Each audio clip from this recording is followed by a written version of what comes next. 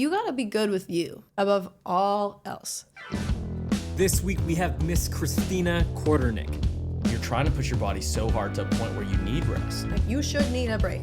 Christina is a dancer, model, and businesswoman who has performed alongside artists like Gwen Stefani, Pitbull, and has appeared on The Morning Show in various national commercials. Physicality and movement is never not gonna be a part of my life. In this episode, she pulls back the curtain on the reality of life as an entertainer and the discipline, pressure, and precision it takes to make it in her industry. I went through a period of time where I was like fully chronic, like lost voice for like days. There's no like burlesque classes, right? Mm-hmm. There are, yeah. There are. Have you taken a burlesque class? No. Okay. When everything is said and done, all you really have is you. This is amazing.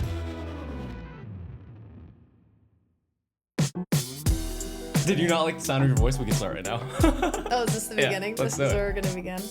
I don't know. I think sometimes I hear it played back and I'm like, ooh, that's me. Do you think, I feel like, at least when at 45 days when we started off, it's like we're yelling so much that we're like, I like didn't have a voice like when we started. I went through a period of time where I was like fully chronic, like lost voice for like days, weeks on end. Because I was like, we were outdoors just screaming over maximum volume music. Do you think when you take a class, do you like the coach who has a mic or do you like the coach that screams? Depends on the class. Okay. If it's a class that like requires a lot of instruction, I think you have to be mic'd because I need to know what you're saying. But if it's like on some like F45 training mate where you're just like, let's go 5 seconds, you better not be mic'd up for that because why would I want to hear that? What's your favorite fitness job? My favorite fitness job? Cheers, I've mate. ever had. Cheers.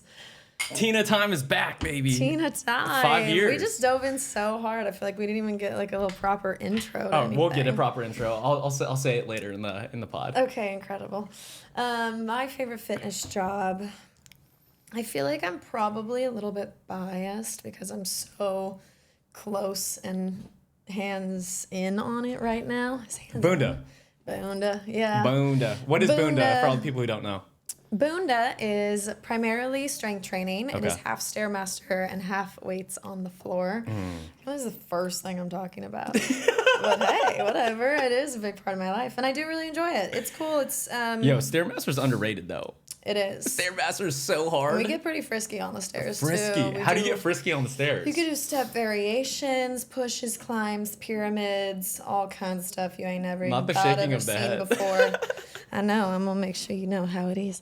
But then the other half of the program is where I like really, really believe in, which is just like proper strength training, like rep-based, progressive overload, time under tension, playing with tempo, things like that. I think a lot of people that get close to in group fitness, but I don't think really like hit on the head. And it's very much consistent programming week after week. You're doing the same solid squat, hinge, lunge movements that you should be doing that you can just get better at. Yeah. And it's great because I think it's like they really care, and we are mic'd up for this exercise class because they really care about your instructor's teaching and technique and actually helping your members get better.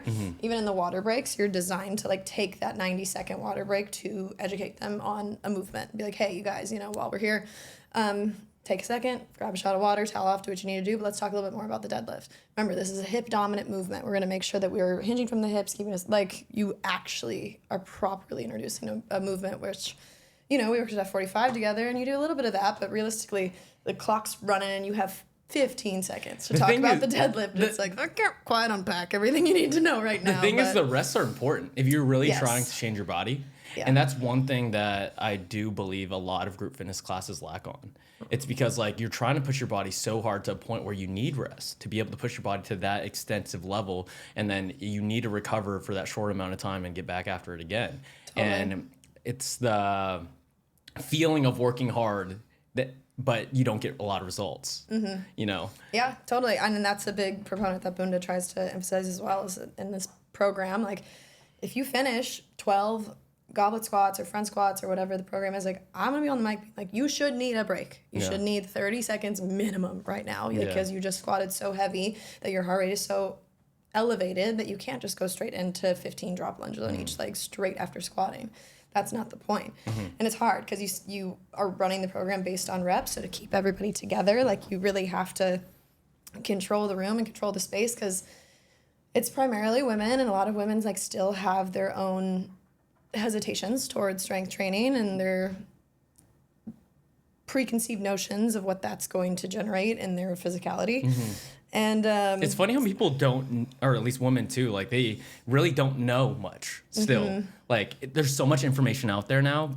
Like it's just still not common to common people. Right, I know, and that's the thing. I don't think I would necessarily say that women don't know much, so much as like they're misinformed. Not necessarily women, everyone in general. Sure, yeah, there's just so much information out there that it's hard to find what is correct and what isn't. And then you also have like your preconceived biases in yourself of like what you don't want to look like. Yeah. And this fear of like being bigger and bulkier and stronger is like so negative for so many women, and I totally get it. That's like absolutely a fair thing to feel and think.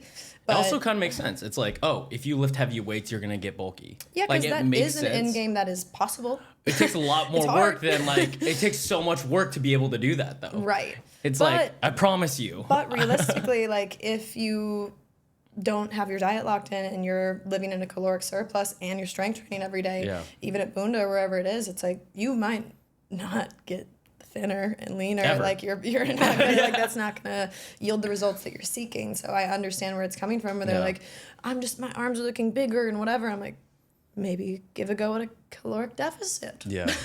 That could assist. It's in just that. so funny. People don't know how much calories they're intaking sometimes. I know. Well, because come on, it's hard to track. It's hard. Unless you're like have an really idea. diligent and like really paying attention. It's so easy to miss things. I mean, I can fully admit that I don't think I've ever absolutely tracked my calories. Yeah. Just like on a side of sauce or something, like that's not getting counted more than likely. I think I have a good estimate for where I'm at, but you know, when I feel like I have to advise clients to like track every single calorie they consume in a day and they look at me like I'm insane, I'm like, that's totally fair because that is a whole thing. If you already have, let's say, like kids and a full-time job and all this, you're really gonna sit down at dinner and weigh your food before you, like, come on, be so for real. Yeah, if people are trying to lose weight a lot, I just say eat whole foods because like generally whole foods alone is gonna be less calories than anything processed, anything going out, you know. Even when you go outside to like restaurants, it's like just eat whole foods and you'll be kind of good. Nothing fried. And yeah. Why do you still coach classes now? Because like you're doing all these cool gigs that are on your Instagram and then you show and that you're so proud of, you know, and like you have the real estate going and everything. It's like, why continue to teach these classes that are just here and there, you know? I have the time. You have the time? But clearly it brings... I love it. Okay, you love it. Yeah. I think that's the biggest thing. I find that a lot of my artistic endeavors, which we just dove in here, so no one even really knows who I am or what I do in my grand entirety, but fitness is, I guess, just a piece of the pie. Yeah. But fitness is something that I always feel like I get to give back to people, and I feel like I am making a positive impact on people's day. I recognize how much value there is in being a trainer and how much you are providing to somebody. Like there are often times where I truly fully believe that like 55 minutes that I get with somebody could very much be the best part of their day or the most impactful part of their day, or make them feel the strongest, or make them feel more confident, or make them feel proud of themselves, or emotions that they might lack in other spaces that I am like privileged enough to step into a space and be educated in that space to guide them through that. And I think that's really cool and really special. I also think it makes me better. I think it constantly challenges my intelligence. I think physicality and movement is never not going to be a part of my life. So I think the more that I can know about it and like the bigger breadth of knowledge that I can have toward nutrition and strength training and everything that encompasses that world, I think the better. Yeah. Even just for myself. What's your favorite form of fitness right now? Like currently? Like is dance it? Dance is it. Dance is like, it? As far as like burning calories goes, like I took a jazz class last night, had myself a hoot and a half, was smiling, moving. my brain was working really hard because of learning choreography. And then I looked down at my Apple Watch and I burned like 700 calories in this class. But dance is the also most your fun job. cardio you can get. So you still get like a lot of joy out of just regular classes for yourself, not just, I guess, building your arsenal for work. So it depends on the class. That's kind of like the interesting thing about the industry that I'm in. And I feel like I try to be selective about taking classes and what my intention is in those classes. There's some classes that I feel like I'm taking because I'm working to build relationship with the choreographer who's teaching them. I wouldn't say those are always the most fun because there's like a little bit of an underlying work or like purpose of relationship building that needs to be made. And with that relationship building is usually I want this person to know how great of a dancer I am. So then there's a little bit of pressure that's also there too, to be a great dancer and to remember the choreography and execute it really well. And, you know. And that's still there right now in your career for dancing. Yeah, for sure. Definitely. And then there's classes where last night I can take a class that is a good friend of mine who I haven't seen in a while. It's a jazz class. He provides like an amazing full warm-up. He's just full of light and energy. Shout out Dom Kelly. You're probably not going to hear this, but if any dancers do, you know who he is, and he's the best.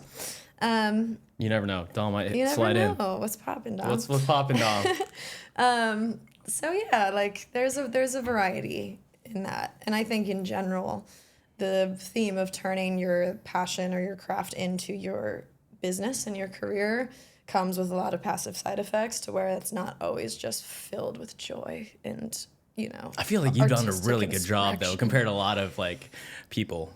Like I talked to a couple of creative directors. A buddy of mine works for like Photoshop, right? He shout out Chaz. He does like ads and creative marketing for it. And sometimes he feels that he's not able to truly express his creativity anymore because it's like fully based on like a client who has hit their vision for it per se, and he doesn't get to express like his true, I guess, like dance or like whatever he wants to create. I mean, that's very much the world I live in too, though. Because even like for me with companies I work for example, or do choreography for, it's never just like do anything you want. It's usually like, okay, we need a Madonna medley. Here's the music. Here's what you're gonna wear. Here's the singer you're gonna dance it around. You only have this much limited amount of space. It's never really like within my own like complete creative freedom. It's like, and most of the time it's on a deadline too, so I don't even get the chance to like be inspired. You have to like force inspiration. It's like, oh, you have to teach this tomorrow to the dancers in rehearsal, and it's 10 p.m. Here's your final track. And it's like, okay. Great. Like, yes, so sir. much time yes, ma'am. to workshop this. Yeah. And I think that it's, in its own way, I think that's also the reality of taking it on as a professional endeavor. I know that that's like even minimal to probably the high pressure like situations that choreographers work in for on TV sets or movies or things where like the shot's changing and actually we need to flip this whole thing around and have this person do it backward, or we don't like how this panning shot looks, so we actually need to change out the girls, and can they all just actually, whatever it may be that the director needs that you have to fulfill. So yeah, that's the reality of it. But have you ever done a one shot? A oneer? I guess like one camera angle where they don't change frame, if that makes sense. Like for something, like for a video. You know what I'm saying? Yeah, no, I know. I totally know what you're saying. I'm trying to think. I gotta like pan through in my brain if I have. I don't know if I've ever done like a true oneer for dance. Like at least in like the TV scenes that I've been in, it's usually like cut, a 12-hour day of or filming like it that. over and over and over. Yeah. I mean, when I did this one Capital One commercial, it was like this big panning shot, and I remember it started with like me and one other dancer, and it was like pretty much a massive like circus scene, and it like did this big pullback with the camera all the way to like Samuel Jackson, who was like the lead in it, and him delivering his silly line, and we like kept dancing the whole way through the scene as he's talking, and then we like fall out of character and keep going. So I like almost that was a oneer in a way, but I just find it fascinating because like what's the band or group back on 74th Street? Who's the Jungle. Yeah. So Jungle's music videos with the dancers and stuff, they're all like one shot, one frame all the way through. And I find it so fascinating. I'm like, how are all the dancers just in sync and this is one take? I mean, granted, like they probably did multiple takes of the one take, but I'm just like, how is this possible? Like it fascinates me sometimes. Yeah, I mean, that's like the magic of the oneer and like why everyone's chasing that is because I think it echoes like what real genuine theater would feel like. Like if you were to get to see that performance live, it wouldn't be cut between all these like fancy camera angles and this and that the other thing. You would just like watch the whole piece. So I think when people choose that as a creative choice of like one shot, do the whole piece all the way through, like I want everyone to feel like they're almost like seated in the audience witnessing it for the first time, because I want to see the entrances and exits. I want to see all of the transitions and the pass-throughs and the crazy, like for them, like the way that they played the camera, like shout out to the videographer, because it's like they're passing over someone's shoulder and then cutting to this next set of choreography. For sure. It's so cool and so well done. That was a good correlation that you brought to. I went to a play 2 days ago. Oh yeah. Cool. Amadeus. It's like a Mozart story about his upbringing and with like one of his teachers. And one of my clients is an opera singer in it, and she put us in the front row. And I've never been in a front row of like a pretty big play before. And to experience what you just said about like all the other characters are not the main focus, but they're still like in the shot. They're playing their role in this play, you know? And I'm just like, this is so stunning. Like, this is so dope to be able to experience like live theater like that. Yeah. And that's what it is, imitating like one shots like that. And I never put it together like that. Why? I didn't understand the why behind it. And that's like a great, I guess, argument for it. Yeah, totally. I think that's like the whole basis of the Wonder. Have you ever seen, oh man, I wish I could pull this from my memory right now. It's such a, Birdman? Yes. That almost whole film is a Wonder. Yeah. There's maybe like 2 cuts in the whole movie I could clock. There could be more like sneaky cuts that you don't know about, like something I talked about, like the camera flips and that could be a cut. But it's run like a Wonder, and that's why when you watch it, like you feel such like endless emotion and suspense, because you're riding it like with the characters nonstop. Like they're carrying you through it. And like I think about filming that as an actor, like the amount of like raw emotion it would take, like how much it takes to just deliver like one incredible scene is something. But you're like continuing that scene, like just memory alone. You got to remember not just your lines, but also like, okay, then you have to pass through this door in this exact amount of time and then cross this way and go over here and meet up with him, and he has to enter at the exact right time to make that happen. Like that is like disciplined magic movie making. And I feel like if you understand that and you see the scenes that way and how it's shot, you appreciate it more. Totally. Like I've just started having like an appreciation for one shots, and I'm like, this is sick. Yeah. Because like I didn't think about that. I'm just like, oh, it looks cool. Like most consumers of like content or like any type of media or film, they're just like, oh, it was a good movie. Yeah. Since you are like more interested in this, you should watch Seth Rogen's show, The Studio, on Apple TV. I heard it's There's great. an episode called The Wonder. Oh. And I think it's like a joke within a joke, because the episode is them shooting a Wonder, but the episode itself is also a Wonder. Wow. And it's so cool because it makes you really appreciate a Wonder. Like it's something like they'll be like 90% of the way through the scene and somebody like in the back is like and coughs, and they're like, God, like, and they freak out and throw their shit off. And they're like, well, if you're reset it from the top. We need the sunset. We have 42 minutes until it goes down. Like, run it again. And then they go again, and they like forgot to reset like a cigarette that she needs to light or something, or like it won't light, and so they got to reset, and they're all like freaking out because it's gonna, ruin it if they don't get this that day. I'd be so pissed if I was a director. Yeah. Like you have to do it all again. Imagine if you fuck up like 30 seconds towards the end. Yeah, and the money that it costs the studio to have to shoot it all again the next day or something, like, you're usually a producer, like, working within a budget that has to, like, really make something happen in a limited amount of time, and, like, reshoots or any of that costs so much money. Dang. So it can, like, be really detrimental to the project. Do you know, for example, that Capital One commercial that you did, like, do you have any idea the budget behind it, like, in terms of just putting the whole thing together? Like, what does something like that, like, cost the studio? Millions of dollars. Millions of dollars? For sure. To have Samuel Jackson alone, probably. I think Samuel Jackson alone, and this was like total just hearsay. Yeah. But the number that I heard that he made that day was $2 million. Just for a Capital One commercial? Yeah. And I think that's just to film it. Oh, shit. Because then he probably makes residuals on it, because I made residuals on it. So how much would you make, if you don't mind me asking, for like a commercial like that? Residuals are like this crazy lottery that you're paid per play pretty much. So you can like absolutely hit the jackpot and do a commercial that runs for 2 years, over and over and over again. And you could be in it for 2 seconds, but you might be qualified as OCP, which is just on camera principal. And that means that you qualify for like the highest level of residuals. And I know people who have made $80,000 a year from that. From like a couple seconds on a commercial. Yep. That's crazy. But like my Capital One commercial, I'll like show it to you if you want to see it. It's like literally. I've seen it. Oh, well, great. Yeah. A minute for 2 seconds. Yeah. I don't know how long it ran, probably a couple of months, but I made like $40,000 from that. Just that one commercial. Yeah. I mean, over the course of a few months. Yeah. But it is like bananas insane. Like there's still to this day, and that's not, that's the most I've made on a commercial. But even still, like there's to this day, I get checks on a pretty regular basis for like any on-camera, like TV or commercial I've done.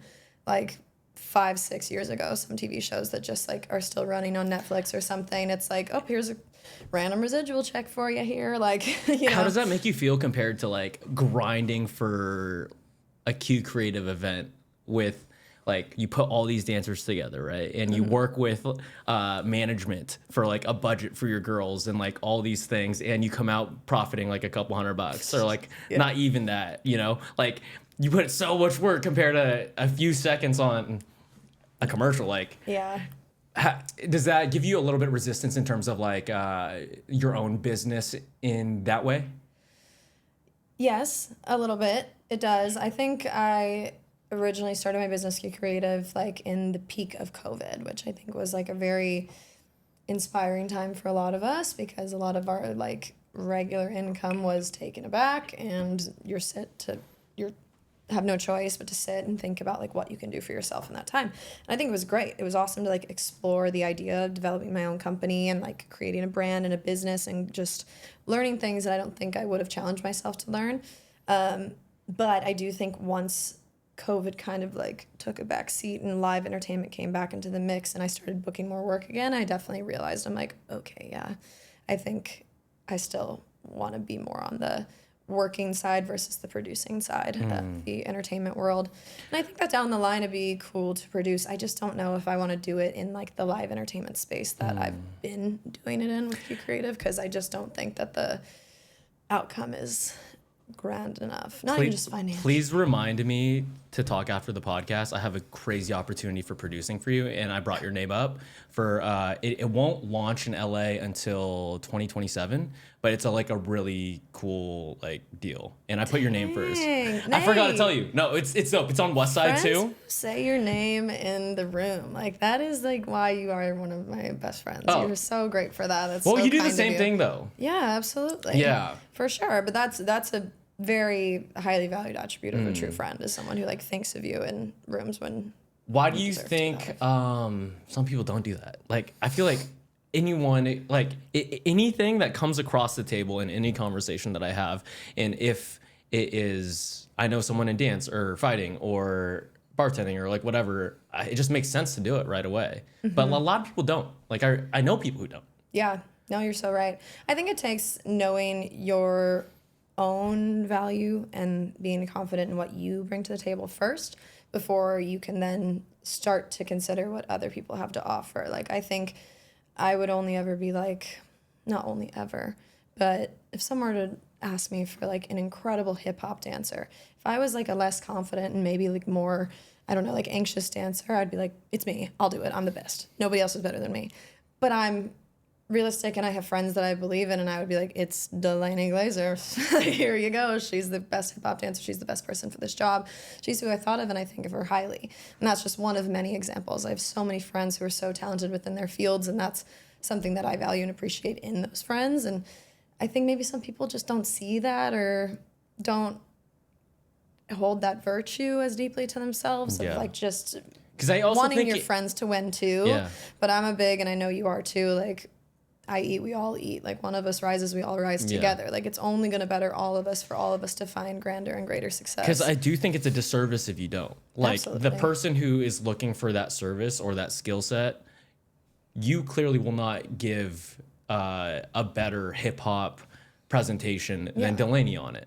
Like, why would you like hold that back for someone who really needs like the best of the best? Totally. You know? Exactly. And it confuses me sometimes. I'm just like, why are you doing that, brother? I know. It's a hard thing to understand because I definitely don't think that's ever been a way that I've operated so much. I mean, maybe in a time when I was like younger and more desperate for things. Yeah, a lot of people, I mean, looking back at it, when I first worked in LA and just like you were in the hospitality industry for a while, like desperate for shifts. Like, yeah, like a serving shift, you know, you're making like 500 that day and it's a Friday shift. You're like, you're bumping elbows for that shift. Like if you're not making a lot of money, you know? Yeah. I mean, yeah, for sure. Acting out of desperation is always like gotta be one of the worst places to have to move from too. There's like that it's not a good theme look in either. dance that people say like at the end of a dance audition, when I first moved to LA, it used to be like way more in-person auditions. And you would go and you'd wait in line through hundreds and hundreds of dancers, and then you'd go like 8 at a time in front of this choreographer for your one opportunity, and you hope that they can like scan all 8 of you, even if you're like number 7 in the back corner, and they're like, you do this 4-8 count combination, and then after the choreography, you freestyle. And I've heard friends who like jokingly call it desperation hour because it's like even if you went down in the choreography, everyone's like busting out anything they have to offer in the for freestyle. that next 4/8 of freestyle. They're like crawling on the judge's table.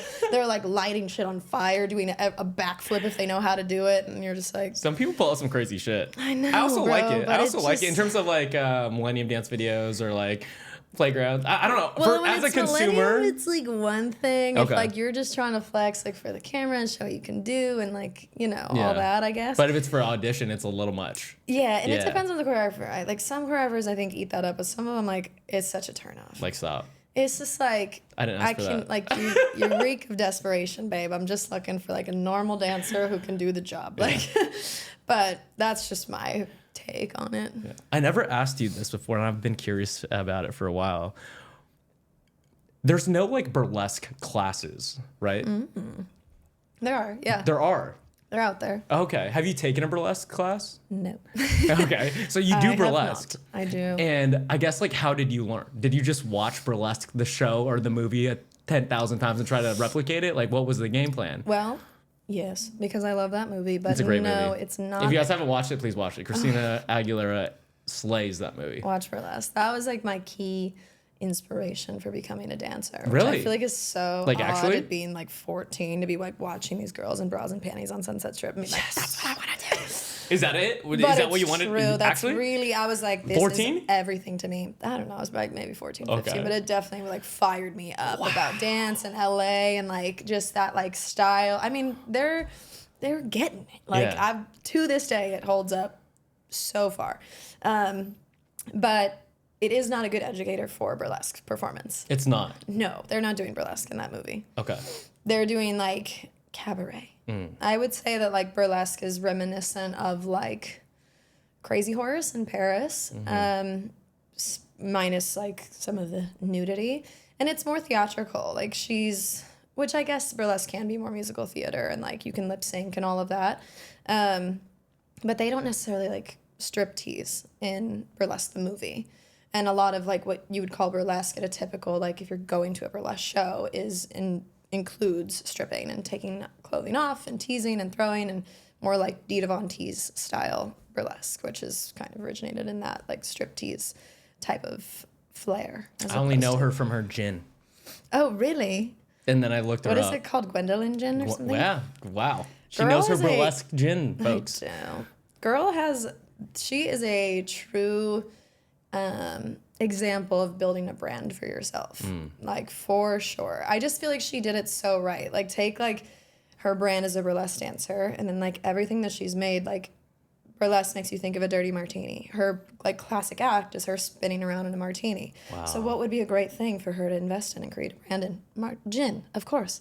And then that's on top her logo. of that, That's her logo. yeah, of course. No doubt about it. Why is the burlesque water or martini, big martini, splashing in it? Why is that a thing? Where did that come from? Do you know? Because it's fabulous.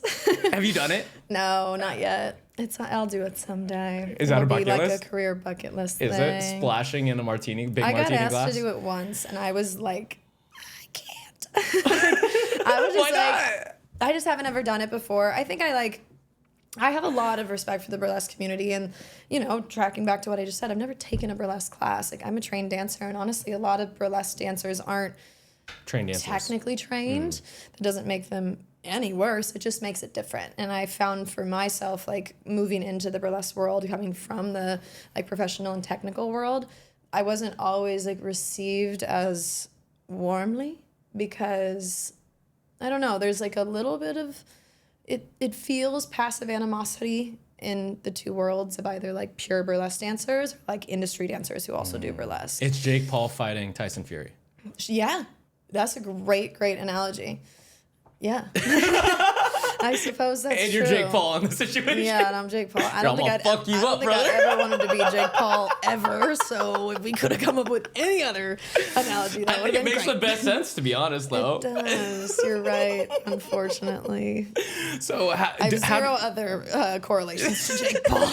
Let's just make that clear right now. We're clipping this up right now. God, perfect. Can't wait. Jake Paul next to Christina's face. We're the exact same. Don't you see? It'll be Except I'm it would not be like insane. it would be like a burlesque clothes with boxing gloves on. Sure. Sure. Yeah, my rhinestone bra and panties with just like coming in the ring. That would be a good look. I feel like we kind of have an act here that we're building. No, right that'd be now. great. That might hit. I might hit. I'd bro. watch it. Like some braids and gloves, and I just like rip off the glove and toss it off. Pow. You might need to do this. Could be an event for sure. Tear away the boxing shorts. I see it. The first Rocky music. Wow. That was great. but I guess how did you learn burlesque Specifically then? straight men. Oh yeah. How was that, by the way? Okay, we'll rewind. Strip teasing in a artistic way. And there are definitely like males in a lot of your audience. Yeah. And part of burlesque is like the actual tease part of like putting, I don't know, pulling off a glove and I don't know, putting, I guess you take a piece of clothing off and you put it on some like dude sometimes. Sometimes. I don't know, or a scarf. Or a lady. Or a lady. Any human, really. Any human, really. Is that a power, like, does it feel powerful? Yeah, Yeah? absolutely. Okay. I think there's power behind it. I actually like learned recently, like literally 2 days ago, and I hope I don't misquote, about like more of the history of burlesque that I wasn't aware of. And like it dates so far back to like the 1940s. And what it used to be is that burlesque was like very much parallel to stripping, like a gentleman's club, but like in a theater, and men would like go and sit in the front row and like to the performers. That's crazy. It was like full on raunchy. And then it progressed to where businessmen like want to also be able to go and enjoy this. And then you started getting more of like movie stars who would dabble in burlesque but would be not as raunchy, and instead would have this approach that I would say is more, again, like Dita Von Teese-esque, where you're more like showgirl lifted, elevated, like it's more about like the playfulness and like silliness and sometimes almost like comedy, to where it might like arouse and excite you and make you laugh, but it's not just like this pure like crazy sexual energy. So I think in truly either situation, because respect to both of them, because it's all part of the history of the craft, is that there is like a factor in knowing that you're controlling the performance space and the reception of it. And I think that's something that I've learned a lot within it, is there is a certain way in which you can approach burlesque that isn't purely just so sexually driven. Like it can be funny, it can be like playful, you can like, you know, tease the audience if you want, like kind of like pretend to take off your glove but then pull it back and then like flick it at them, or something that just feels a little bit more like lighthearted. And yeah, I think that's like all within the beauty of the craft, is that you have such a range in like what you can present to it. It's like Dave Chappelle, like talking about his politic views, but like making it funny, kind of, versus just like sex jokes for a basic starting comedian. Yeah. So true. There's Yeah. like an evolvement to it that can exist. That's really cool. Yeah. So how did you practice? Like when you wanted to get into it, you're 14 and you're like, I want to be that. I didn't start doing it at 14. I'll tell you that much for sure. I did not start doing it at 14. Yeah, but you were empowered by it. You were inspired. But again, it wasn't burlesque. Like, they were just dancing their asses off. Yeah. And it's I guess, great. okay, fast forward. I guess past 18, 19. Yeah. Legal age of doing whatever you want to do. Yeah. Well, I moved to LA to dance when I was 18. And at that time, I was like ballerina, contemporary dancer, jazz dancer, like very technically trained in all these things and doing it. Also, at that same time, I started, well, probably not when I was 18. When I was 18, I wasn't doing much. But let's say fast forward to when I was like 21. Then I started like going out in LA and going to different bars and places. And I went to this club called No Vacancy, where you entered upstairs by this woman in a bed, and then you walked downstairs. And I went because this woman that I knew, who I had just done like one of my first ever professional jobs dancing for Ultra Music Festival in Miami, which was huge for me at the time because I was like 20 years old. They paid for my flight. It was the first time that ever happened. I was like, they're flying me. They're gonna pay to fly me out there to dance. And I met this wonderful gal named Miss Donna Hood. And then I saw her post on her Instagram when I was back in LA that she was performing at No Vacancy. And I was like, I'm going to go. Let's check it out. Let's see what this is about. And I was literally like, this is amazing. Because she is like the queen of burlesque. She's so, so talented and so good at it, and the way she just like commands a stage.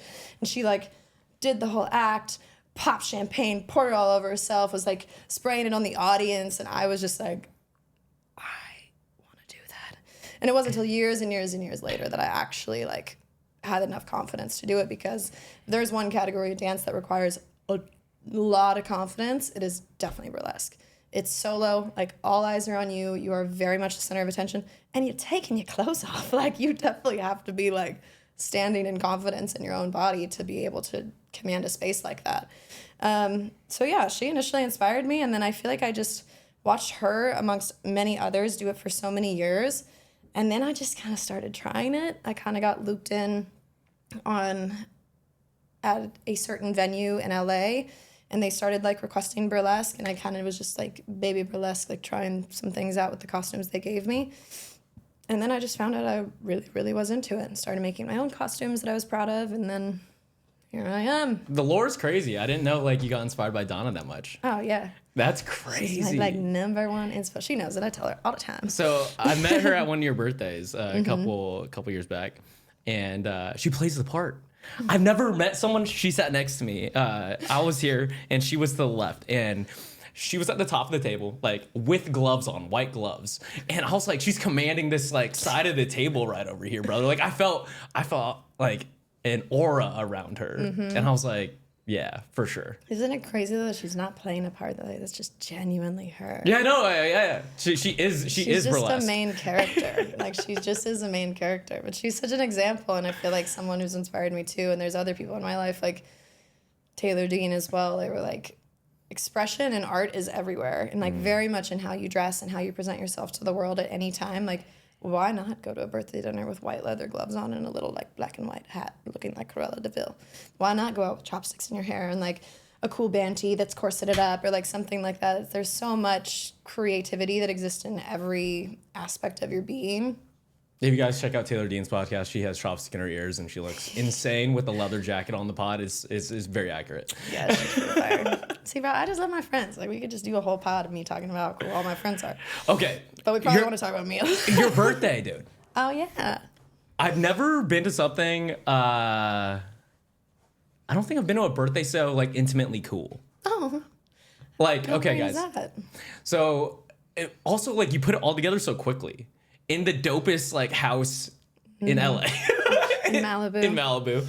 And you had all these people from your entire life come and like talk about how dope you are and spend time with you, and there was only good vibes. Yeah. And they all stood up and said like 1 to 5 minutes about how they impacted you impacted their entire life. I know. And I was like, whoa, like this is better than anything. Oh, yeah, it was really, really, really special.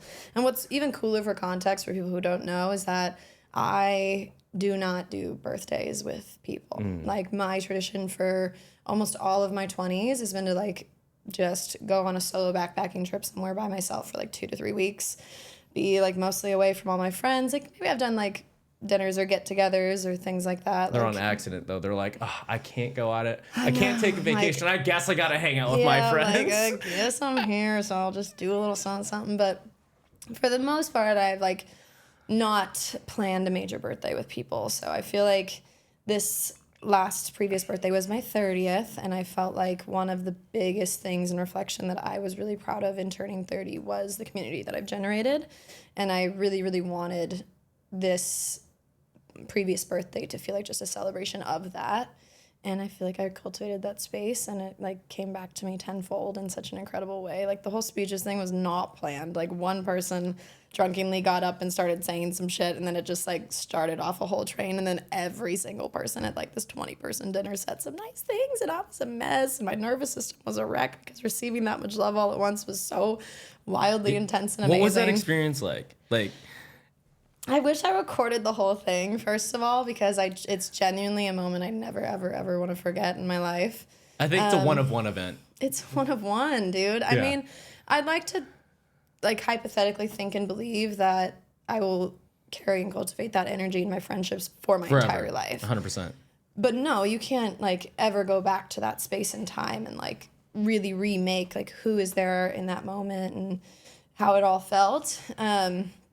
But yeah, it was insane and amazing, and just like truly just so much gratitude. Like there's so many people who are just like so lonely in the world, and like I know I talk to people or know people who it's like, even people say like there's pretty famous quotes where if you got like one hand of good friends you can count on, then like you're a very, very lucky person, because not everyone even has that. I had like 18 people around me saying all these like incredible things. So I was just like, the fact that everyone's here, like taking their time and energy, and everyone feels this way so authentically and so genuinely. From all over. I had a friend there who I've known since I was London, 2. I had right? a friend who came from London. Yeah. I had friends from like so many chapters of my life, and it was like just so incredible. And I feel like, you know, it's something that is really, really impactful for eliminating self-doubt within yourself, because if nothing else, this many people love and adore me. So if I ever come to a moment where I feel like I'm not worthy, or if I'm ever like questioning my value, I can like track back to that night and literally just be like, check it out, dude. This is proof. Like you've done something right if you've like generated this much love around you. It's so amazing. Does it shock you sometimes? No, not in a I negative say way. It shocks me. Yeah. I mean, shock would be the wrong word. I think it's like. Let me use an example real quick. I would more so say, like, why me? Is more the thought, less than shock. More like, what did I do to deserve this hand that I've been dealt, to like get so many cool people who have been like brought into my life and into my circle, that then I do think I did the work on my end, where like once they were brought in, I like forged those relationships with them. But even still, just like allowing the stars to align and cross and bring those people my way is like, how did I get to like Do you have high expectations of friends? I'll preface it in the sense of, the reason why I said shocked is, I guess I have low expectations because I don't want to get hurt sometimes in terms of friendships. And so when like someone decides to help out or do this sort of thing or show up for an event, I kind of get shocked. I was like, yo, this is so sick, versus like have high expectations. People come to this thing, they do the thing, and then they end up not coming, you know what I'm saying? I think I expect the return that I give to my friends, and I think that's a totally fair bar. I think if I know that I would help a friend move, then I think it's fair to like think that they would help me move. Not that I've ever had my friends help me move. Just kidding. Some of them helped.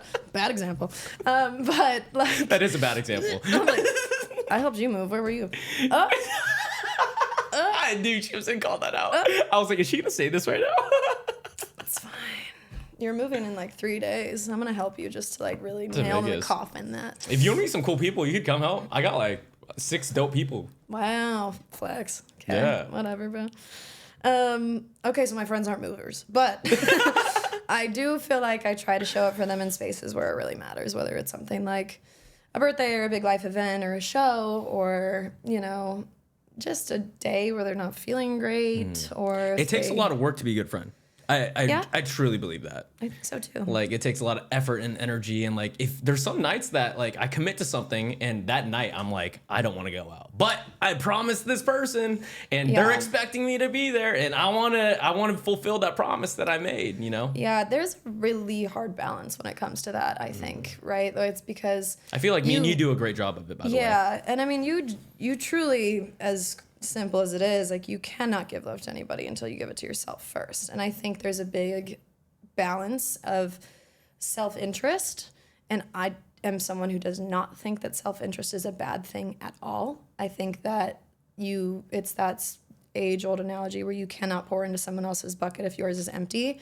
Like, you just can't. And I think if genuinely, say you got to that night where you had committed to your friend and your bucket was empty, like, it wouldn't give value to even showing up for your friend at that moment if you couldn't, like, at first sustain yourself. I think more than likely most of us have more to give than we might think. I think we live in a time of, like, people really being like, what is this, like, word now, this, like, hyper consciousness of it's like right on the tip of my tongue. Self-care. It's really self-care, to be honest. Yeah, but it's self-care, but it's framed as self-care, but most of the time it's not. It's just selfishness to, like, a poor degree. So finding that balance is, like, very, very valuable. I think that self-interest has value. It's like your sleep score could take a hit for one night, brother. Yeah, for sure. If it's not going to affect, like, your entire persona and your overall, like, life well-being, then yes. But there's a lot of, like, balance in that space that I think is hard to navigate, and I think especially it's something that I've come to have a lot of sympathy for in a city like LA, because people, I think, move to Los Angeles very much for their own self-interest and for their own passions and their own creative endeavors and their own everything that they've been seeking in their life. Everyone's talented here, dude. So true. It's crazy. But because of that, like, you also have to be committed and disciplined. And so sometimes that doesn't always equate to showing up for every one of your friend's bachelorette parties. It could mean that you get offered an amazing job and now you're going to miss your friend's wedding because this dream that you wanted, and it might feel really selfish to your friend in the moment because it's like, dude, like, what do you mean? This is, like, the biggest day of my life. It's like, well, this is also potentially one of the biggest opportunities of my life. So then you run into this thing where you're like, have to value yourself over somebody else. And I think that other people in a creative pursuit would really understand that. And I think I do, and I think that's where I have a lot of grace and sympathy for my friends. But I think it can be difficult in any relationship, both romantic and friendship. I do think a true romantic partner, a true friend, could empathize and, like, see that and understand that you do love them. And if you decide not to go to the bachelorette party, like, it must mean so much to you to do the other thing, right? Totally. Yeah, and again, that's where mutual respect and love comes into play, and I think is so valuable and important, whether it's, again, romantic or platonic relationship in your life. Like, there has to be that mutual grace and understanding for one another. And I think I've, like, cultivated it with most of my friends. I think it's still hard. I think people have emotion, people have reactivity to anything when you run into those situations, but it's just kind of a cross that bridge when you get to it thing. I think I've had more kickback in it in my romantic and dating experiences than in my friendships. But that's also because, you know, relationships are just harder. I also feel like in the beginning of, like, a romantic relationship, like, both people expect a lot of things from each other just because it's, like, a new thing. Right? Well, it's a hard thing, right? It's like you're trying to get to know someone, you're trying to, like, really figure out how this person works, what makes them tick, what they value, what their virtues are. And it's, you know, if you're trying to do that and then the same person is like, ooh, sorry, I'm last minute unavailable for our date tonight. Ooh, I'm sorry, I'm actually, Sunday mornings aren't great for me. I'm going to wake up and go coach a class. Ooh, you like to go to the farmer's market? Sorry, I can't because I'm doing this, that, the other thing. I'm actually going to be out of town for a week now for this. Like, there's so many of those run-ins that I think to have grace and sympathy for, like, down the line is so easy because it's like, But up front is hard. And it's totally fair that it's hard because it's like, how do you build with someone when you can only see them twice a month?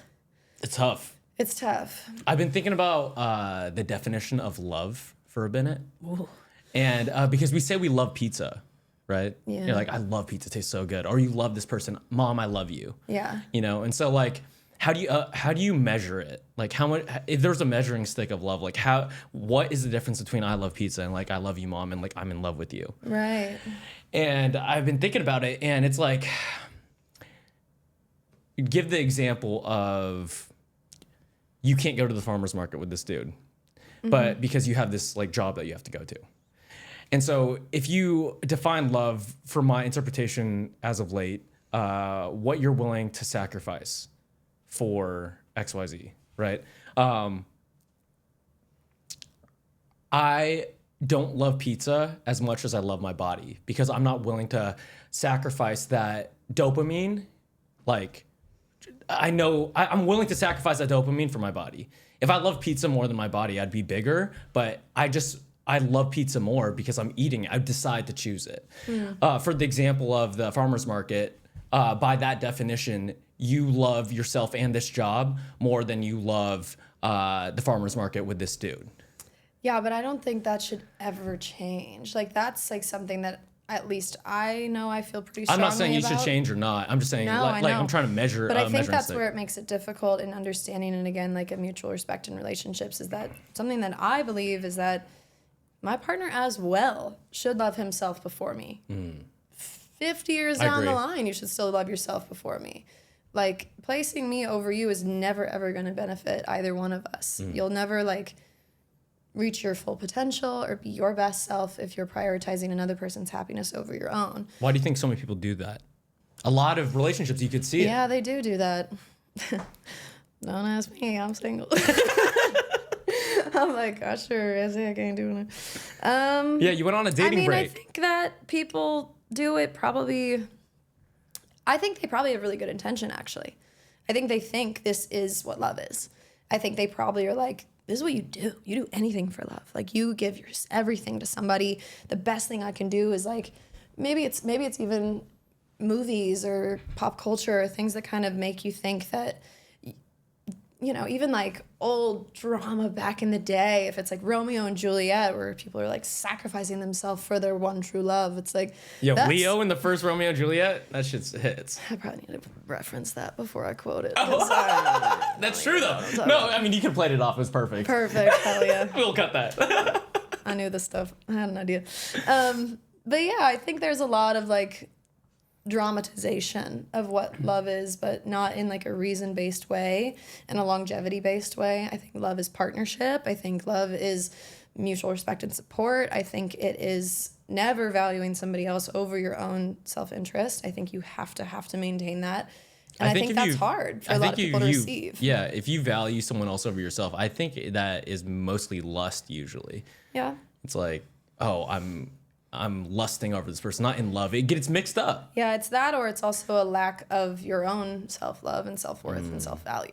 Yeah. That I think if you feel like, let's say, all I feel like I have to offer this world is to be a wife and a mother.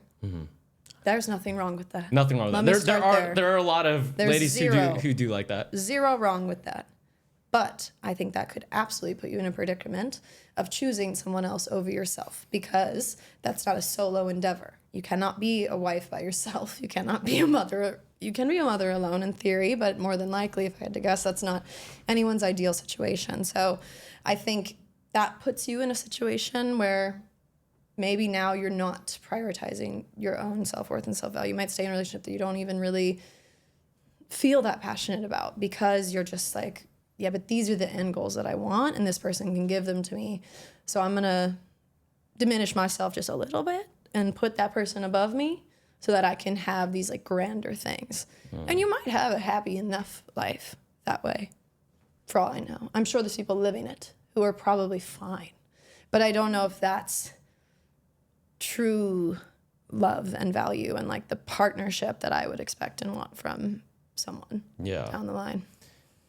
Because I guess like you don't want to have any regrets too. Like I have a couple family members who I interviewed my grandfather, and I didn't put it out for the pod, and hopefully he doesn't listen to this. Are you ever going to?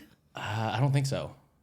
Did you plan to at one point? Yes, in the beginning. But a lot of it was a lot of regrets. And to see an old person look back at their life and regret a ton of things is a very sad thing. Yeah. And witnessing that with a family member taught me a lot of life lessons in the sense of like, I will never do that. Like live my life to where I regret things because I don't want to be in this situation. And granted, like, it's sad to say, but like I learned a lot of lesson from that. Yeah. You know, and doing the thing and not putting yourself in front of anyone else is a selfish act, but it also makes you able to water other what did you say? Like water other gardens or fill other buckets. Fill other buckets, you know. It's a true thing. Yeah. So that was his primary regret, was just that he's like poured too much into other people as opposed to himself, or the adverse of that? No, that. Yeah. Yeah. Just family and friends, and like didn't pursue the careers that he wanted, and didn't take the trips, and didn't do the activities or learn the hobbies. I'm gonna cry right now. No, I know. It's sad. But there's a lot of lesson in it. And it's like, if you could see it and appreciate that he did make sacrifice for me and my family to allow me to be able to take the trips, do the hobbies. I was like, I am being a disservice to him and my family if I do not use the opportunity that he gave me and the lessons that he gave me, you know? Yeah. I mean, we live in a crazy, like, pivotal time in the world where there is so much involvement and so much more, like, freedom that we have access to. Like, it's an insane thought to me that I'm almost sure, the first woman in my bloodline to live in an apartment alone. Like, live completely by myself. I don't know if any other women in my family have done that, because it's not really was ever a thing until current days. Till recently. Another thing I thought of recently, I might be the first one in my bloodline to be underneath a barbell. Weird, right? Apartment and barbells. Let's go. I know. I'm starting. My daughters will do it though too. But to be the first, you know you're gonna have some crazy. daughters. You feel it? I have no idea. I'll adapt one if I don't have one. I had that thought literally the other day. That you would adopt somebody? On some silly shit. Just like fully walking through the park. I was like, walk past this really cute little like Mexican baby or someone, and I was just like, see, bro, what if I just like adopted a little kiddo for me someday, like down the line. And that could be tight. And actually, I've seen it live. My cousin is adopted from Guatemala. Okay. And she's the best, And yeah, she was adopted by my aunt. I think they didn't have kids, and I feel like she probably adopted her when she was like upper 40s. Like, I think just her and her partner decided at the time, like, oh, wow, we never I had misunderstood. kids. I thought you said that The child was adopted at 40? Yeah. No, she was adopted at months and months. Okay. Little baby Melody. So, yeah, and I witnessed that, and I think it was a really, really beautiful relationship, and they still have a really beautiful relationship now that they've gotten to be connected through for forever, and, like, that is her mom, and that is her child, and it's, like, great to see. So that exists out there. I think that there's something, though, too. So you want to be a mom, it sounds like. Yeah. Yeah. Why do you want to be a mom? I feel I was kind of here nor there about it for a while. Mostly because I think it was a very hard thing to envision within my current lifestyle. Like, I just feel like the way that I live and the way that I work and operate through this world is very much unique. Not suited to children yet. Yet. So that made it difficult. But then when my sister had her first kid... You love your nephew. I love my nephew. He's cute. So bad. They're the best. But yeah, when my sister had her first kid, and then like a few months down the line, I think I specifically remember when he was like 10 months old, I was like, oh, I'm in, bro. I'm doing this for sure. And then especially the second one, Warren looks so much like me that I like look at him and I'm like, bro, this is wild. Like, getting to see your genetics like kind of like trickled down into another little human is like, whoa, crazy. So I think that would be so. You are me, kind of. And then on top of that, like at some point it's me and half of someone that I love very deeply. And there's just like this little thing that we made and then get to like grow and we made crazy. We made. Yeah. And then we get to just like grow it and turn it into an awesome human, hopefully.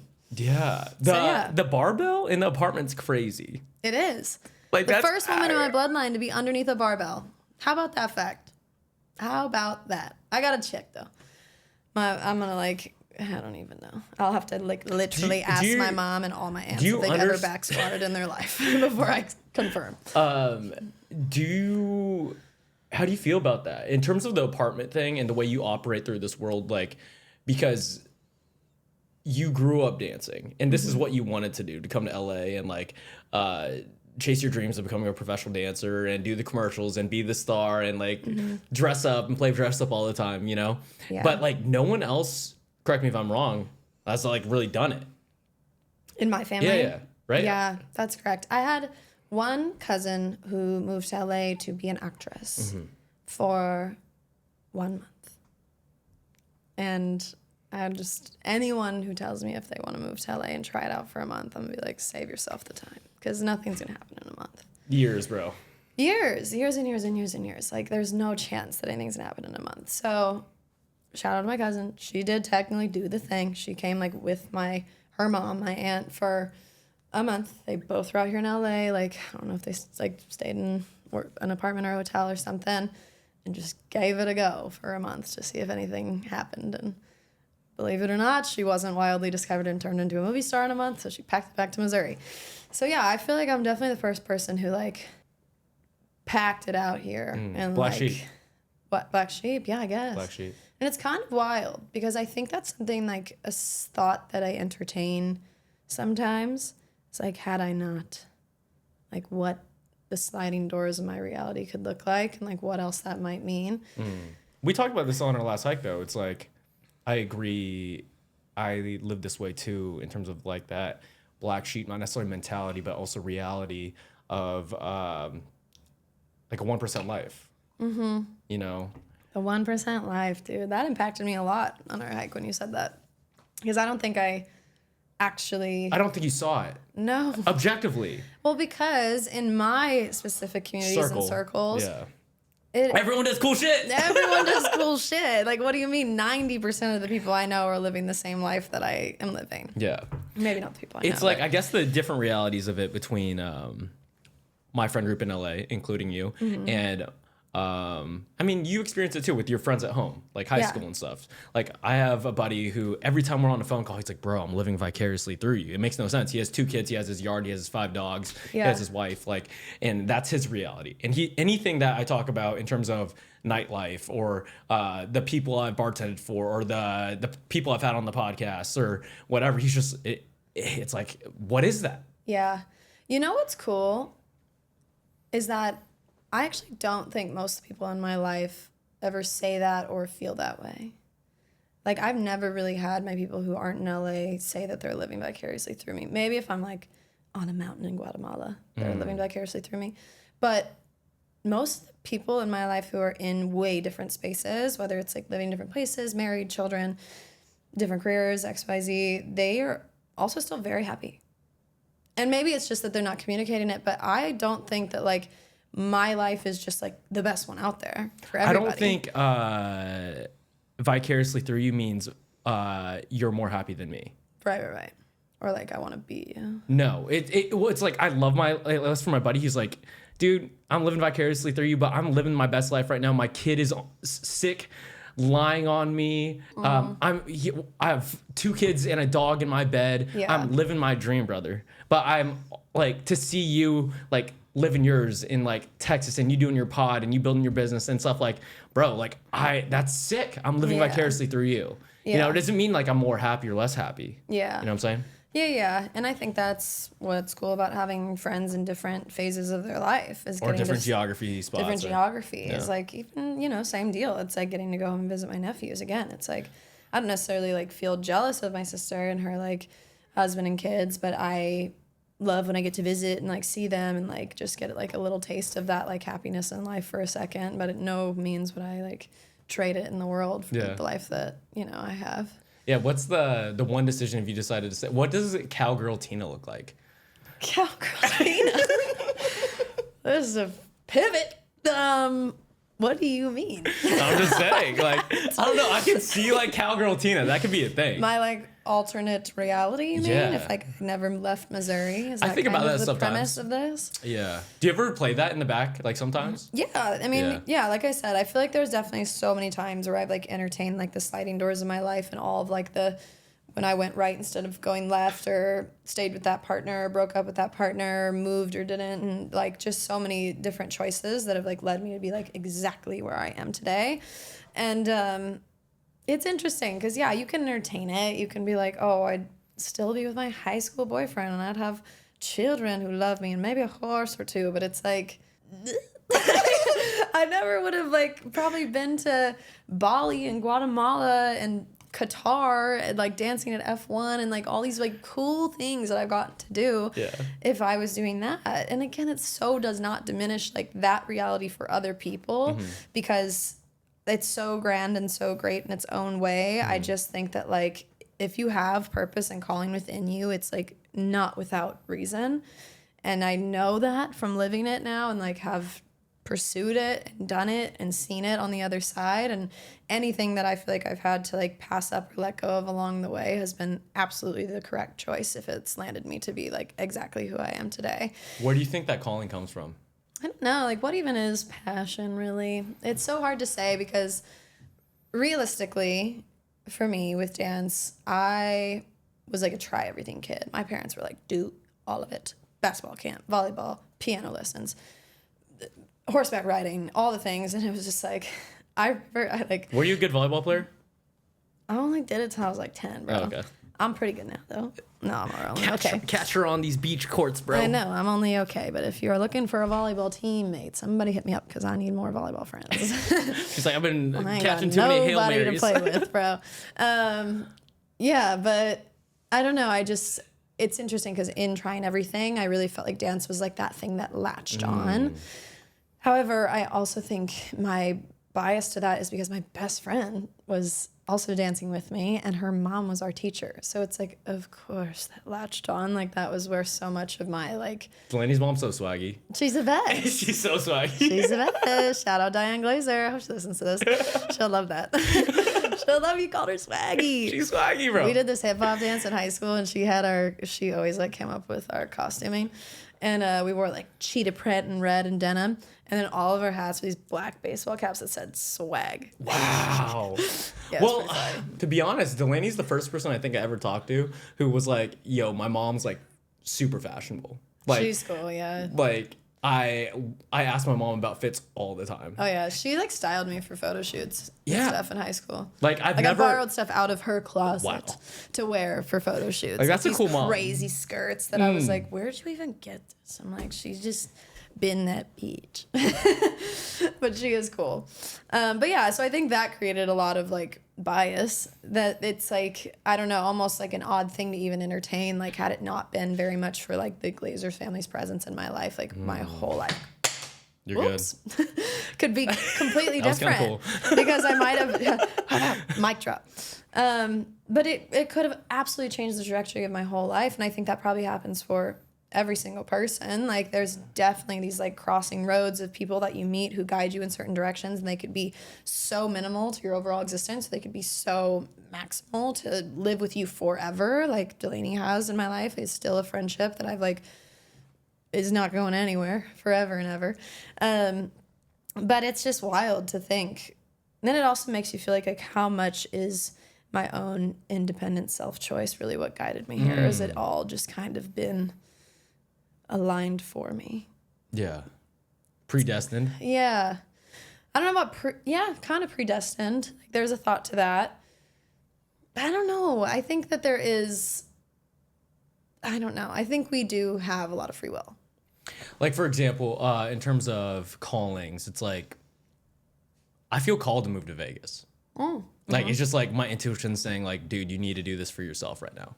And it kind of doesn't make sense if you look at it objectively in terms of like, I have all my clients here. I got my business here. Like the podcast is growing. Like I have a ton of resources here. And, but it's just like, no, you need to do this. There's something inside of me that's like, oh, this is necessary for your self-growth and like who you want to be as a man, you know? Yeah. Yeah. I mean, that's what's so wild too. And like good on you for even like answering that calling, because I think people get those all the time and just like ignore it and silence it and kind of never like scratch that itch. Maybe your grandpa, for example, like somebody who like probably had a lot of thoughts and a lot of ideas and never acted. Things that he wanted to pursue but never acted on them, because the doing is the hardest part. It's actually interesting. I've been talking to my friends about this, like, because I have lived in LA for 11 years and I moved here when I was 18. And moving... Over a decade. I know. I'm about and to hit a moving to decade. LA when I was 18 was so easy. Like, it was just like... Easy. It was an easy decision, Okay. I should say. The move itself was just a move. But, like, the decision was like, no doubt about it, I'm moving to LA. At 18, when I'm a teeny tiny baby human who, like, doesn't know anything or have any money. Now... I'm a full-grown, functioning adult with money, and I, like, cannot convince myself to move. No matter how much I get, like, the calling. We've had New York a lot. Bro, we've had some... I'm, like, currently, like, really want to just live on a farm in Italy, but, like, it's so hard to just up and move. Yeah. Because so much of my life is so much more deeply rooted here. And obviously, I keep entertaining, like, why is it so hard to move now at 30 as opposed to 18? And I know why. It's because I had nothing else going on at 18. Like, are you kidding? Whereas now, like, so much more of me is, like, deeply rooted here. But I have community in St. Louis. Are you kidding? My whole family lives in St. Louis. Yeah. Like, there's plenty of justification to never leave St. Louis. I guess community in terms of, like, a job, in terms of business, in terms of creativity. Yeah. Network, I would say more so. And just stability in life and, you know, all the things. And... It's hard because you have to, like, genuinely, like, hard stop to, like, end it. Whereas at 18, again, it's like, all I got to do is graduate high school and quit my job at Cheesecake Factory. You know, I can move to LA. Like, there ain't nothing else stopping me. Whereas here, it's like... Shouts out Cheesecake Factory, though. They kept you on your pockets filled. They really did. They had my back. I actually was just walking past there today. I was in Glendale, and then I, like, went by... Americana, is that where you were? In the Americana. Yeah. And I, like, walked around the Americana and, like, did some shopping. And I was just like, man, I was here every weekend for, like, 2.5 years. And I'm like, it's so crazy because, like, it genuinely doesn't even feel like me in a way. Like, looking at it, I was like, that, like, is not the same person. Like, even, like, looking into the windows, I'm like, there's no one here that I know. Like, it genuinely feels like a different life. Lifetime. Or just life. And it's such a prominent chapter that, like, I genuinely am so grateful for because it allowed me to, like, create a way to live in LA. So, like, yes, like, kept my pockets filled, kept me employed, and, like, gave me some stability to be able to stay out here. Just the fact that, like, I'm so grateful that I never questioned myself, that even at, like, 2 years of living in LA, I was still waiting tables at the Cheesecake Factory, and not me or my parents or friends. No one was like, so you're still just working at Cheesecake Factory? Like, you want to move home yet? Or, like, any of that? You didn't get that at all? No. Wow. No, I didn't. Maybe everyone was just too shy to say Did you have a doubt? Did I? Yeah. 2 years in. You know, it's interesting. I don't know. It's so long ago that, like, I felt like I was just, like, creating my life in LA and, like, meeting friends and starting, like, dating people and just, like, coming into adulthood, that I was, like, almost had more priority to that, to even worrying about if I was going to be a successful dancer. I was just like, I'm just worrying about being, like, growing as a human. Because you're 18. Like, are you kidding? Like, what else should I be focused on other than that? And it's odd because now, so much further down the line, I wish that my priority lied in just, like, training and meeting people and dancing and all of the things that would have supported my career in a bigger, better way. Would it have been, though? Who knows? Yeah. I'll literally never know. I don't know. And I'm happy with, like, how things have turned out. So I don't want to ever, like, live with regret. You can, like, live with question. You can, like, raise an eyebrow to, like, the things that have come and gone through your life and be like, was that the right choice? For sure, there's been wrong choices. Yeah. Absolutely.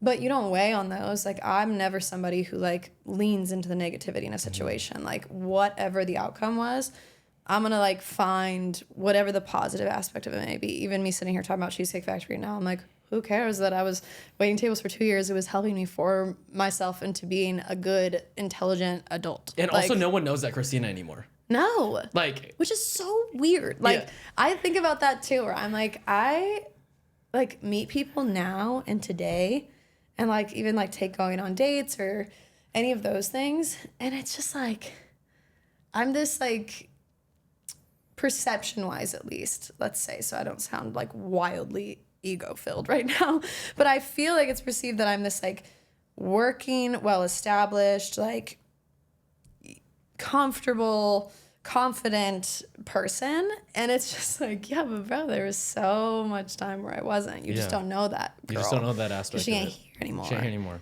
Which is so crazy. And it's odd. I think there's like, that's the beauty, I think, in those relationships that are so long and like, say, like a high school sweetheart kind of thing. It's like, damn, you like seen all of it. Or high school best friend who knows you. High school best friend. Who knows the whole thing. Yeah, dude. Like, pivot that to that Yeah. way. That's such a cool thing. Delaney and I Yeah. say that to each other all the time. We're like, bro, I've known you since I was 2. And we've changed and Two's evolved crazy. so Two's so much. crazy. Well, yeah. You're so different when you were 2. Well, duh. But no, like... But actually, though. But, well, yes. In many a way. But no, it's like...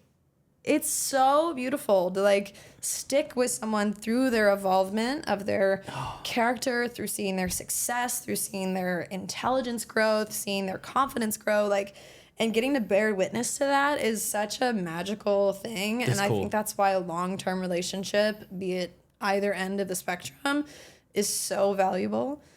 And that's why it can be so unfortunate when there really are people who don't have that. Yeah. We could take a break and It's hot. we can turn on the AC. I see think the you AC's sweating, on. and I was Am like, sweating? thank God, bro, because I'm so hot. We're gonna pause and make another fully drink.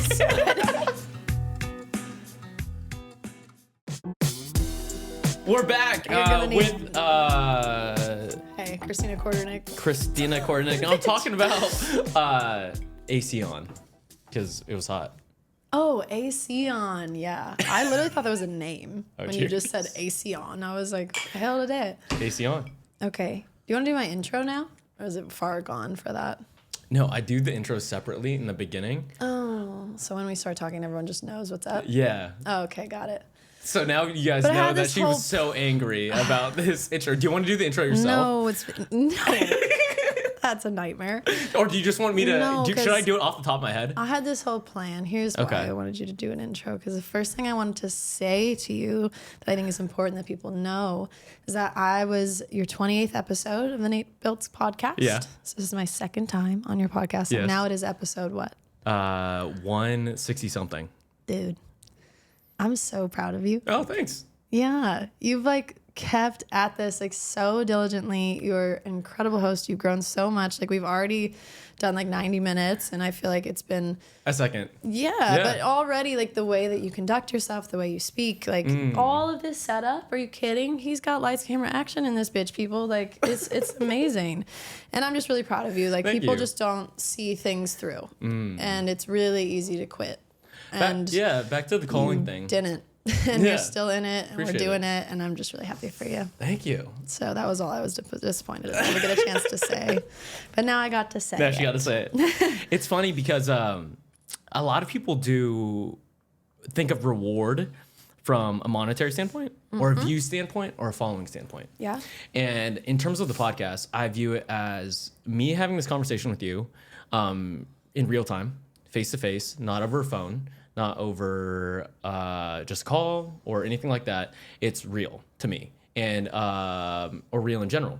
And the benefits of real life long form communication is so important to me, and the lessons that I learn and the presence it gives you in is, I think, important to the world. Yeah. Especially at a time now where it's just like clicks and just views and like short attention spans, you know? Yeah, totally. I mean, people operate on numbers. I think that's probably the biggest reason that people look at like money, views, followers. Like numbers is such an easy and like very minor and base level way to track progress. And I think that's why a lot of people track it in that way. It's the same thing even if you want to track it back to fitness. Like people that get on that InBody scanner and they look at their numbers and how things have moved. And they don't think as much about like, how is that pair of jeans fitting you as it didn't before? Yeah. Like, it's those grander concepts, or like, are you feeling healthier? Are you moving better? Like, things that are a little bit harder to track, that matter just as much, if not even more. I've been liking playing infinite games. Whoa. So infinite games, learning continuous lessons from other people from the rest of my life through a medium where I could look back and hear the conversation. Podcast. Cool.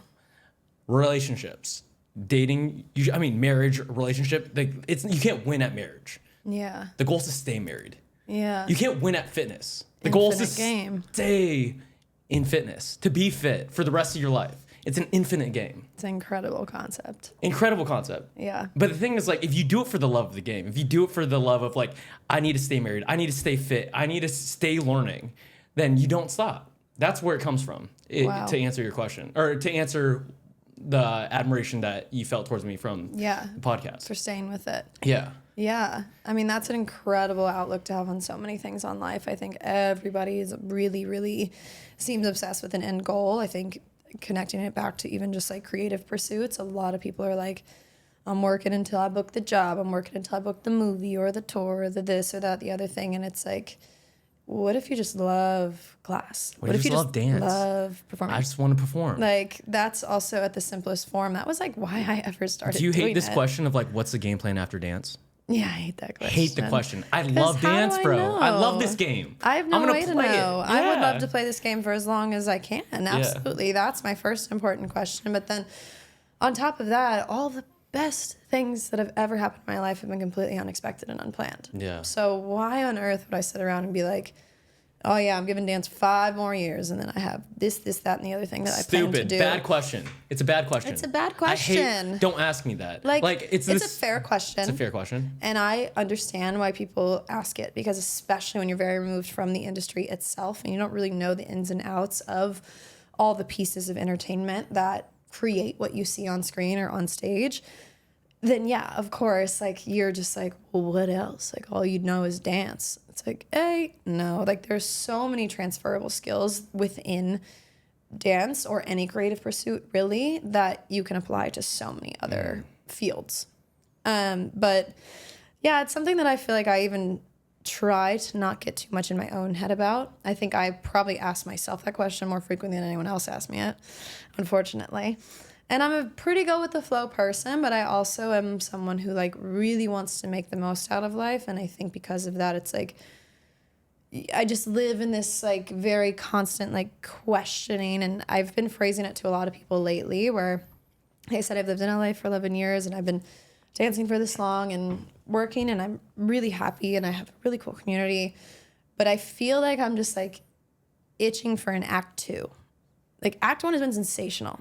Like I have no notes, maybe some, but for the most part, it's been so great. But and it doesn't diminish it. But like every good film or show needs an act 2 and probably an act 3 and even more.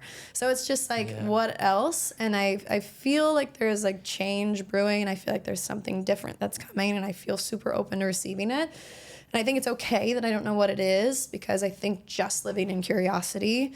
Well, that is the curiosity. It's like, oh, the Q creative stuff, or I'm gonna try that. I'm gonna try producing. I'm gonna try to get in that room and talk to this guy. You know, like you are testing out the waters. You've always been. For sure. I feel like I'm very much like throwing darts at the board and waiting to see which one sticks. Yeah. Like I'm just kind of like shooting them, and then when one like attaches on, I'm going to like look at it, see how many points I got, and see if it's worth my investment or not, for sure. But then if it's the right thing, then let's move. Like I'm so open to that. And I think that's really important. I think there's a lot of people who hold a pretty like tight grip onto like their current reality, or like it's comfortable. These ideas that they have for what's next or what's to come or what they want everything to look like. And I get why that is more comfortable. That is a more easy to live with solution to like your future, is like things that you know and you can expect and you can anticipate and you can count on.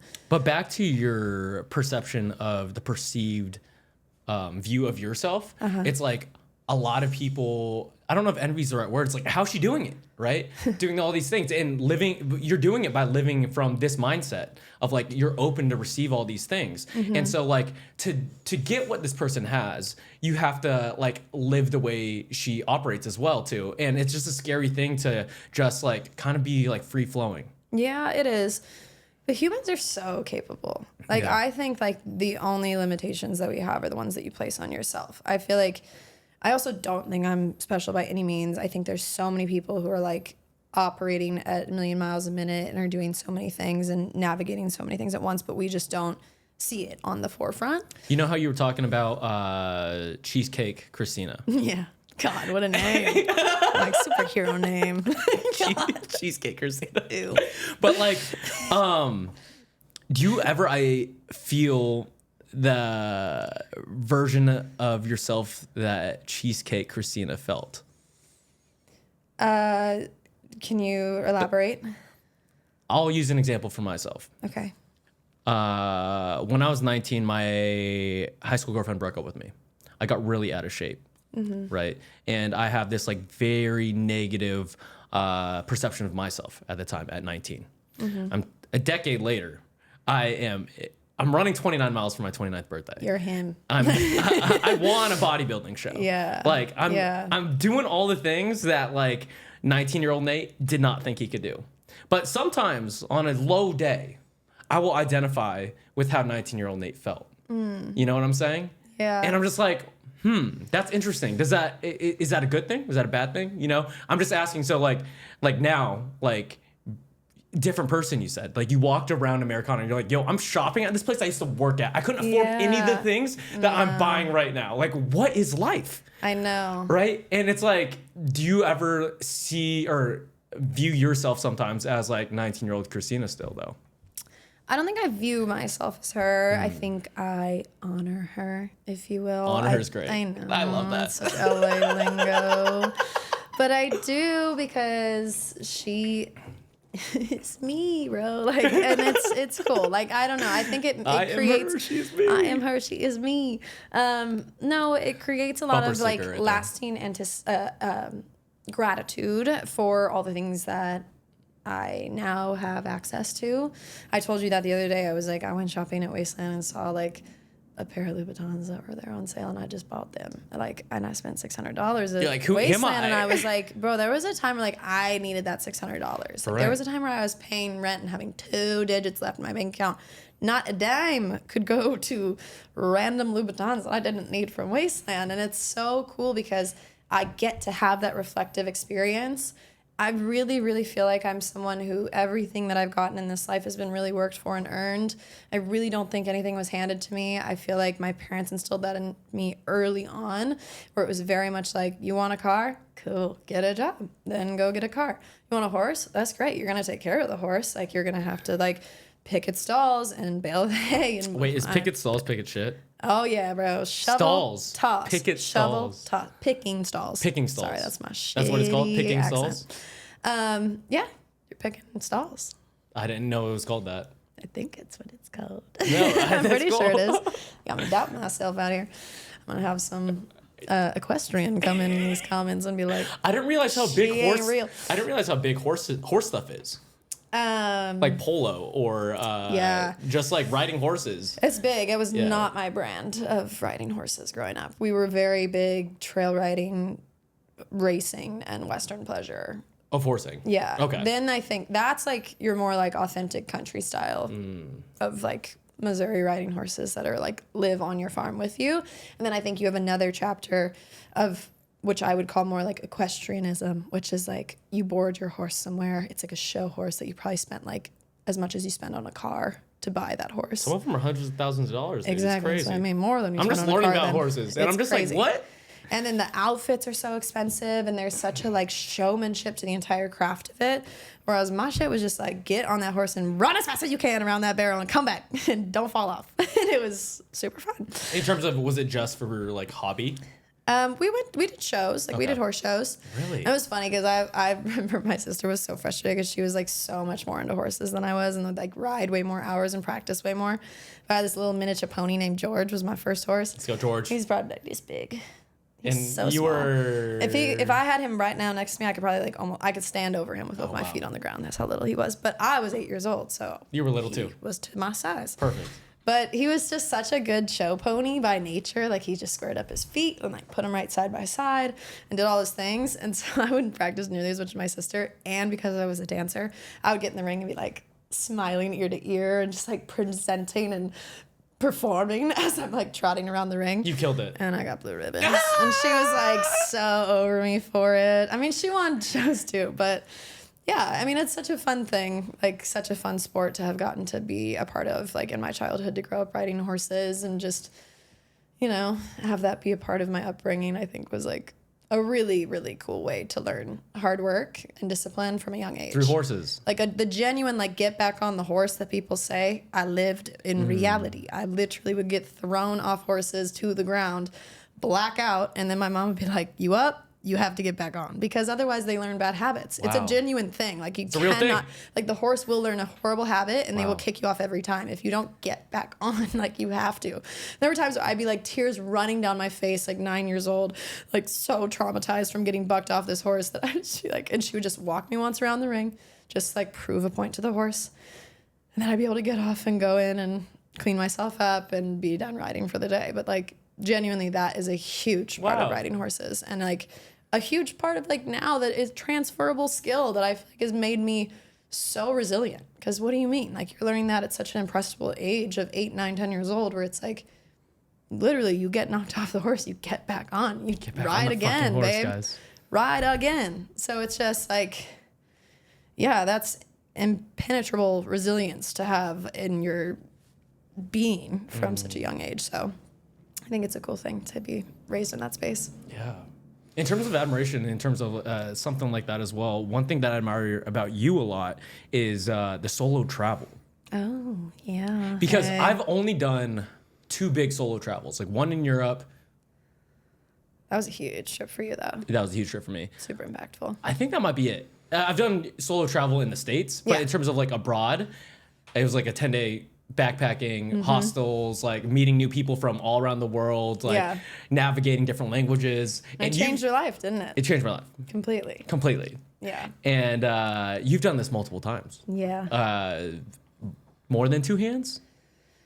Probably by this point, more than 2 hands, because like you could almost count, like 2 weeks ago, I was in London and just like by myself in London for 2 nights in a hotel that I just booked. Different than hostel, completely Christina, different, but I'm just saying, if we're stacking, like just counting numbers. Yes. But yes, in the initial like solo travels of like the genesis of the concept for me was when I first went to like, which an insane pull for my first solo trip. I went to Vietnam.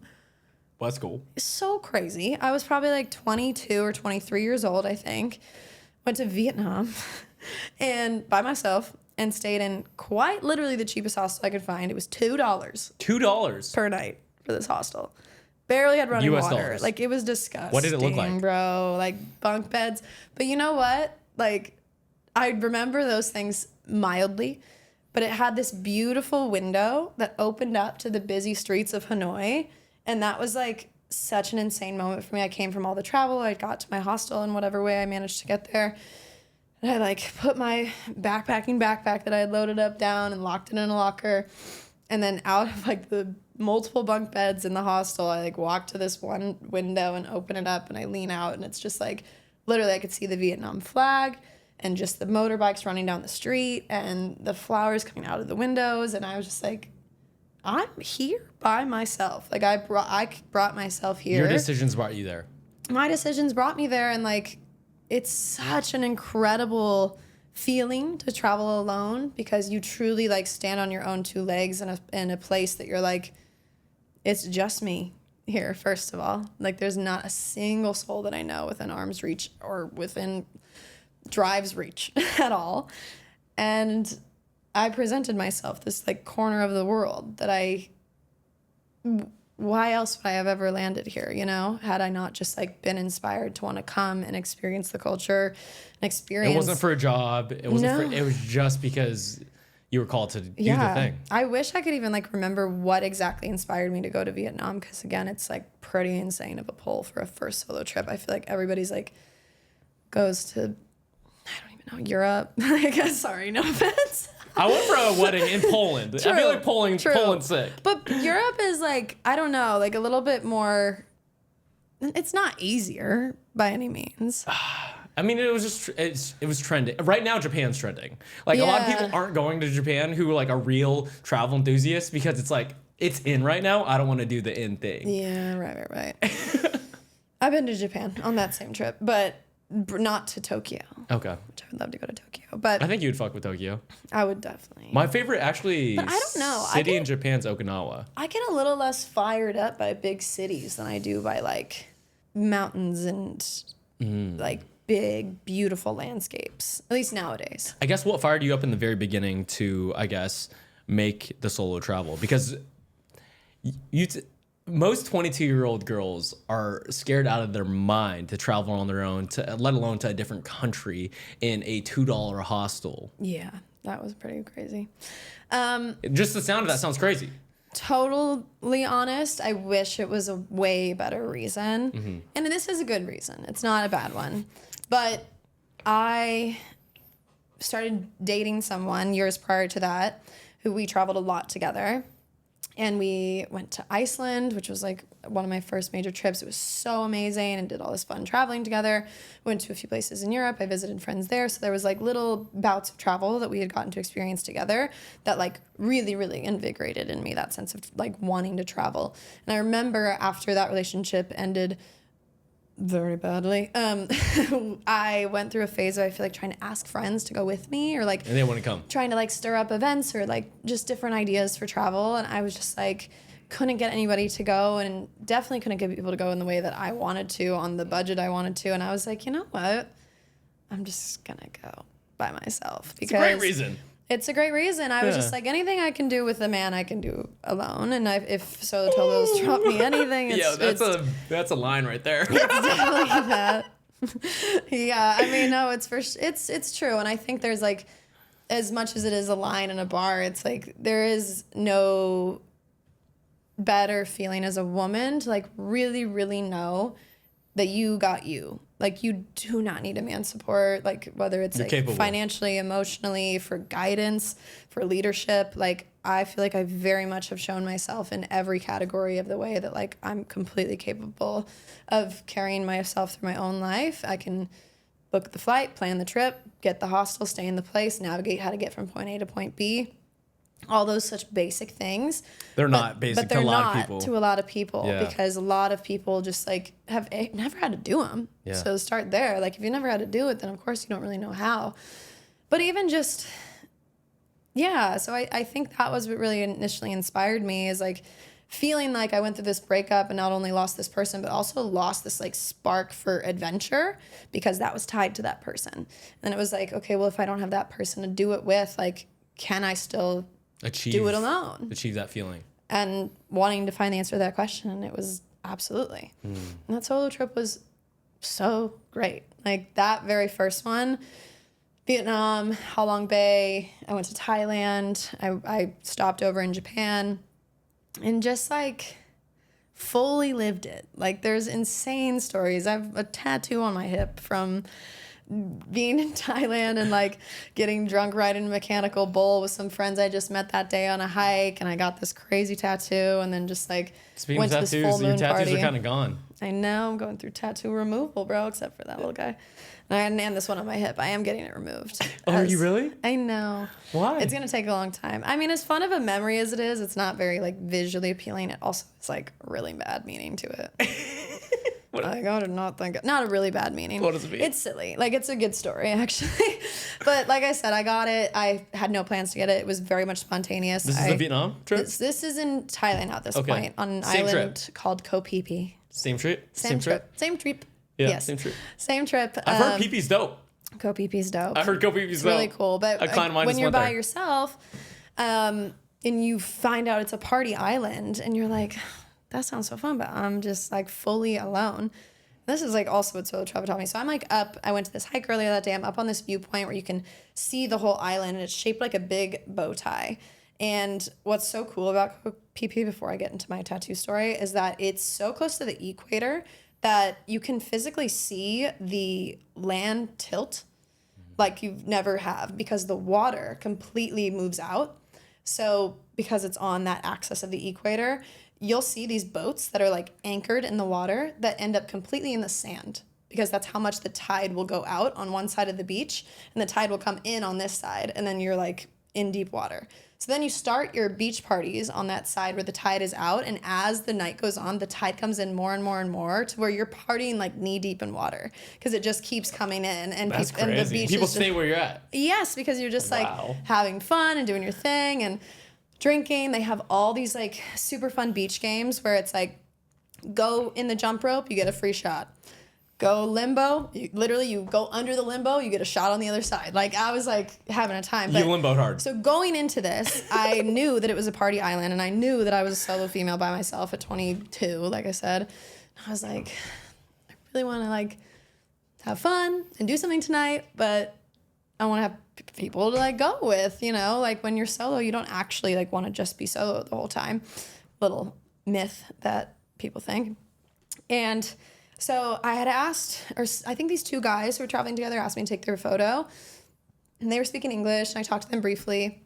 Wildly, they're from Missouri, and I was like, sick. Same, bro, that's so crazy. It's cool too. It's like when you come by a person on your travels who's from experienced a similar town, or you're like, oh, you're my people. Like, let You know what's so funny about that though is that like the more I've traveled, the more I like actually avoid Americans. Oh, really? Okay, never mind. Not in like a no, and it's actually not for like bad reason. Like, I don't like hate Americans. It's just like, why would I come all the way to Thailand to just like party with people from Missouri? You know what I mean? That's crazy. But well, come on. Yeah, like, right. I want to meet people who like don't speak my language or know. Like, there was one time where I went to Mexico and I ended up in this group of like people who are all from LA, and I was like, bro, I don't want to talk about where you go out on a Saturday night in LA. I'm in Mexico. Like, I'm trying to learn about this culture and like talk to this 65-year-old man who's from here. Like, I don't want to talk to just people who are my age from my city. So now I like actually try to stray from that, but that's because my intentionality is different. Anyway, but that specific night in Thailand, met these guys who were from Missouri, and they just felt trustworthy. It was like, one of them was gay. I don't think the other one was. Doesn't matter. Anyway, but I was like, I literally went up to them. They were like walking away to leave. I'd taken a photo of them. We talked for a second. Then I went back to enjoying the view, and I saw them leaving, and I was like, ran up to them. I was like, can I hang out with you tonight? I was like, are you guys going to go to like the beach parties? And they're like, yeah. So I was like, okay, like, can I come? Like, I'm by myself. Like, fully had to just like put myself out there and ask them. And so I go and hang out with them, and they were wonderful and amazing. So I let myself enjoy myself and do the things. And then one of the beach games that I ended up on was a mechanical bull competition. And it said on the thing, I remember it was like, if you can ride the bull for 240 seconds, okay, you get a free bucket of alcohol. Is that 4 minutes? No, it's 2 minutes. Wait, 240 seconds is 4 minutes. Okay. You're correct. Yes, but in the moment when I'd been already limboing and jump roping and getting shots, I was like, 240 seconds, no problem. No problem's crazy. I can for sure do that. So I signed myself up. I was like, I'm gonna ride this bull for 240 seconds. Y'all don't even know what's up. And I did. Cut to the end. I did it. all 240 seconds. And the way that this bar like slowly was gathering around me, and I am like draped on this bull, like fighting for my life and just being like, I'm getting, like, I'm gonna make it. And I made it all the way. Do you have any video of this? Yes. Somewhere. I think you need to send it to me so I can clip it. No. She said, nah. But no, brother. Anyway, won the free bucket of alcohol, drank the free bucket of alcohol, then decided tattoos are such a good idea. They're really cheap in Thailand too. So we walked to the nearest tattoo parlor, and then I went to get my tattoo, and I had no idea what I was getting because I had no plans to get a tattoo that day. So I was going to get an airplane. Genius. Absolutely creative. Is that the incredible idea? An airplane. The one on your hips, an airplane? No. Okay. Thankfully. It's not, because I texted my like friends back home being like, I'm super drunk in Thailand. I'm about to get a tattoo, whatever I said. And my one friend happened to reply, and she was like, what are you getting? I said I was getting an airplane. She's like, what if you got like free in Latin? And I was like, Latin? I'm in Thailand. But not a bad idea. I was like, I could get free in Thai. Like, that's cool. Like, free as a bird. That sounds great. That's totally what's happening right now. I'm free as could be.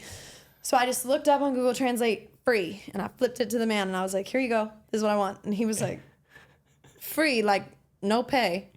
And I was like, yeah.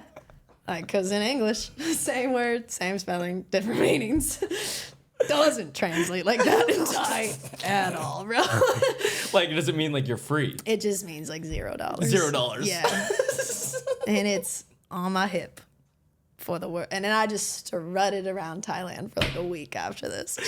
See, okay, if you get this tourist. tattoo removed, you don't get to tell this story that often. I could still tell the story. Oh, when people ask me about it. Oh, yeah, you're so right.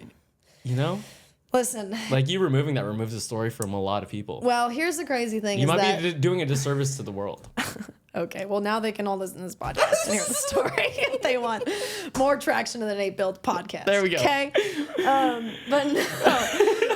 Well, in Thailand, they do stick and poke tattoos, which is where It hurts, bro. like literally, I don't know. It looks like it hurts. Homie's like out here with a bamboo stick going bop, bop, bop, bop, bop, bop, bop into your body. Into your hip at this point. Into your hip. And At 22. I was drunk. Like, I do not remember. I had like a movie moment the next morning where I literally like went home, woke up in my hostel bed, went like this, looked up, saw it, and was literally like, and I like double took and was like, what the is that? I was like, wait.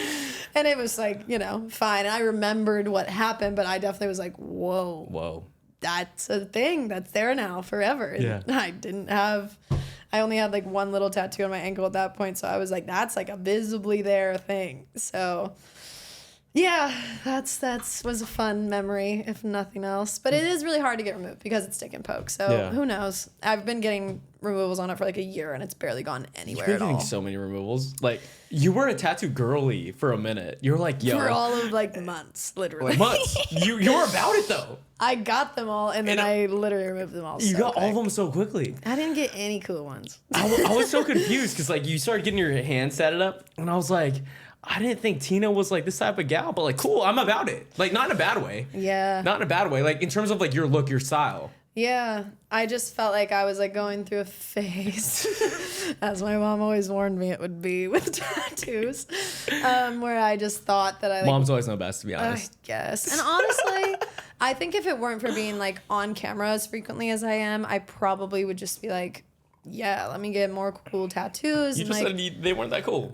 well, no, these weren't cool. Okay. But like, let me get actual cool ones. tattoos. I think the thing is, I moved in a bit of fear or more like hesitation with my tattoos. So I got all these like small fine line ones that didn't really like hold a lot of like value or they weren't very artistic. Like I got a lot of words and just like stuff that didn't visually look that exciting. It just kind of like was words. Yeah. So it never like appeased me to see it on camera, which I see myself on camera very frequently, whether it's like photo shoots or videos or self tapes. I'm like, I'm not like loving how this looks. And we got the technology nowadays, so I just zapped them off.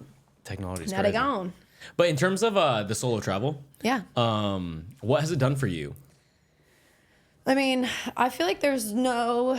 I guess if you had to make like an ad of like solo travel to like young girls at like 22 and in terms of like the benefits of like the life lessons you learn and stuff like that, like what would you tell them? Yeah. Well, I've made those ads. It's called my Instagram Reels. But no, on the real. Go check out her Instagram Reels. There's just like. There's no greater. There wasn't Reels in Confidence 22 though. building as a solo traveler, as a female, for sure. But more than that, a thought that I've like realized lately is that there's no better ego reduction. Ego reduction. How so? One of the most impactful trips I went on, and this was technically for work and not a solo travel, so I can't say it's exactly an advertisement for that. But I went to Jakarta, Indonesia, and walked around the city and walked around some of like the slums out there that they live in. And I remember I went on this one hike, and actually I should rephrase because I do think the hike was in Bali, Indonesia, but regardless, came across this shack in the wilderness of Bali, and there is this mom with like 4 kids. One of the kids was like clearly a little disabled, and literally it's a shack with like bales of hay, and like I don't even know where they live or sleep. My immediate reaction is like, oh, how sad. This is so sad to see, and like people live this way, like this is hurting my heart, all of that. And then I like take a few steps closer, and I'm seeing these kids, and they're like just jumping off a bale of hay down to the ground and chasing their brother around the back and then doing it again and again and laughing and smiling and having the best time in the beautiful weather. And I was like, these kids are so happy. And it's so beautiful to actually get to like realize and recognize and see in real time how little you actually need to be happy. Because especially with media and especially in just consumerism culture and everything in general, like we just think that we need so much to fuel our happiness. When realistically you step into those spaces like that and you get to see it in real time in a different culture that actually takes away so much. But they also have no comparison. They don't have phones, they don't have social media. They have no idea that their neighbor kid down the block has an Xbox and they don't, because A, they probably don't, but like they don't know that an Xbox even exists. They don't know what it is. They don't seek that. Yeah.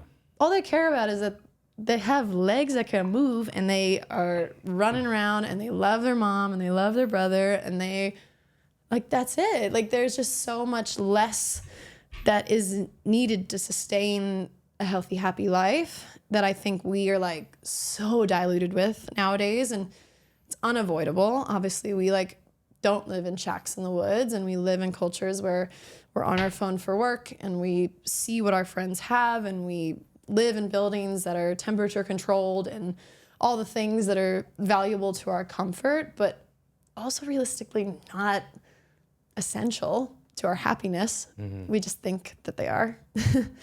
And that's like what's so crazy and like such a big brain game about just the general like comfort crisis that we live in nowadays. I think it's a real thing though. It's absolutely a completely real thing. Yeah. And unfortunately, I don't know if there's any escaping it. I think the only escaping it is actually doing hard things. Yes. Like if that's moving your body, if that's running 29 miles on your birthday, if that's like purposely doing the physical task to feel that way. I think that's the only way. You know about Mysogi, right? Yeah. Yeah. Doing like one really, really hard thing per year. You know what I found out about? Wait, go on. I break it down even to weekly. So I have yearly. A weekly Mysogi? Yeah. Man, so okay. Yearly, monthly, weekly. And I think it just gives, it's like if you could have one life-defining thing, if that means like, for example, yesterday was my weekly Mysogi. I ran 6 miles with my podcast manager, one of my best friends, like this, and showed someone who's never been on a mountain, all of Griffith Park and the observatory, and that was great. That was super cool, and that was my weekly defining whatever. And the thing is to have multiple of them too. Like I was so excited to talk to you today. Mm-hmm. Like this podcast is like another weekly Mysogi, you know? Like, it's so fucking cool, you know? And I think you... But, like, the monthly one, it's defining. It defines my week. I will remember it for sure for a very long time. Yes. And then, like, monthly is usually something physical as well. Mm-hmm. Like, for me, it's miles right now. In terms of, like, my birthday was my monthly Mysogi. 29 miles. 29 miles. Insane. And then yearly, like, for me, it's like my whole goal is to win a national bodybuilding show. Wow. Yeah. And like, that's that. But continue. What's your point? So, something I recently read about Mysogis that I didn't realize because I thought that I was, like, doing these yearly Mysogi things and I'm, like, doing cool stuff and that, like, is this big life-defining thing and that makes it a Mysogi. Apparently, the, like, origin in the Japanese culture it comes from is that it's only supposed to be like a 50-50 shot that you're even capable of completing a Mysogi. That's what makes it a true Mysogi, is that it's so hard and so difficult and so far out of your comfort zone that there's really only like a 50-50 chance you're even going to accomplish it. So that's why, as much as like I love the weekly, monthly, all of that concept and intentionality behind it, I don't think it's exactly I don't think I'm correlated to I think Mysogi, I think the concept of what I perceive the Mysogi to be is helped me relate it to the small things of my week, my month, my year. Yes. Yeah. And I think that, especially speaking for you, you absolutely do things that it's like 50-50 shot at failure or success. Like the things that you've taken on and accomplished are definitely not things that just anybody could show up and rock out and do. Yeah. But I think that's a valuable asset within it that I like really made me question and like try to like formulate for myself. Like I'm actually now more interested in pursuing something that I probably can't do, which I don't think I've ever done. I don't know if I've ever like truly signed myself up or like looked towards something that like I genuinely don't think I can complete. Do you have any idea like what that could be? Yeah, like in theory, it's like winning an F1 race. Christina Quarternik. That's like 95% chance I'm not gonna do that. So I thought you said we're going to do it. 50-50. But no, I feel like it'd probably be some kind of like really insane mountaineering endeavor. Okay. Like climbing Matterhorn in Switzerland or something. Like just kind of. Can we plan this? Really like, wild. I'm actually down. Bro, you want to do it? Let's do it. Is this the genesis? It would probably have to be like it's really hard. 2027. No. 2028. No. I go like 2026 Mysogi. Okay, well, that's cool. I'm going to Europe in June anyway, so we could go to Switzerland. You're like, I kind of got stuff. Everything's planned. Whatever, I'll do it by myself. It makes it cooler. It does make it cooler. No, but it is really it. I don't know if it makes it cooler, but continue. No, it's not. I just am weirdly prideful. But yeah, so anyway, there's things like that where it's like, there is definitely a high chance that I'm going to get like midway up this and be like, I physically cannot. I'm so cold. I can't feel my toes. I am altitude sickness. I could be throwing up on the side of this mountain. Like there's like definitely things in which it's like, I physically cannot complete this. And I will say like some of the things that I've done and have completed, like even just climbing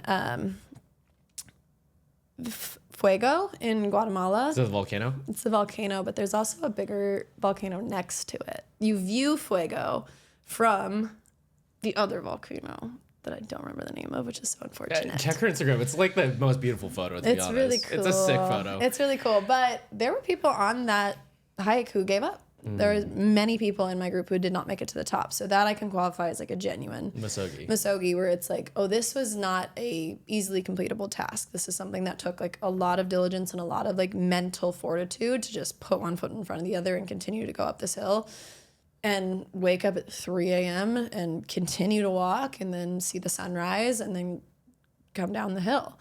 Like that's not something that every single person around me was capable of. And I got to see that visually, which was cool, but then also just within myself, like that was a turnover of one of my years of my birthday that morning, which is so enlightening and incredible.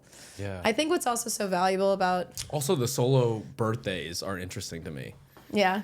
Because, like, to reflect by yourself on your birthday must be special. And then the closest thing I got was honestly those 20 miles this year was probably the closest thing that I experienced in terms of, like, a solo birthday. Yeah. Because usually I surround myself with family and friends and, like, and just you didn't do anything, bro. I didn't do anything. So whack. I'm so upset. I was like, literally, what the heck? But I was just by myself and, like, I'm reflecting on my last 365 days and the things that I've done. And, like, it is a cool space to be in, though. What like, inspired you to have a solo birthday this year?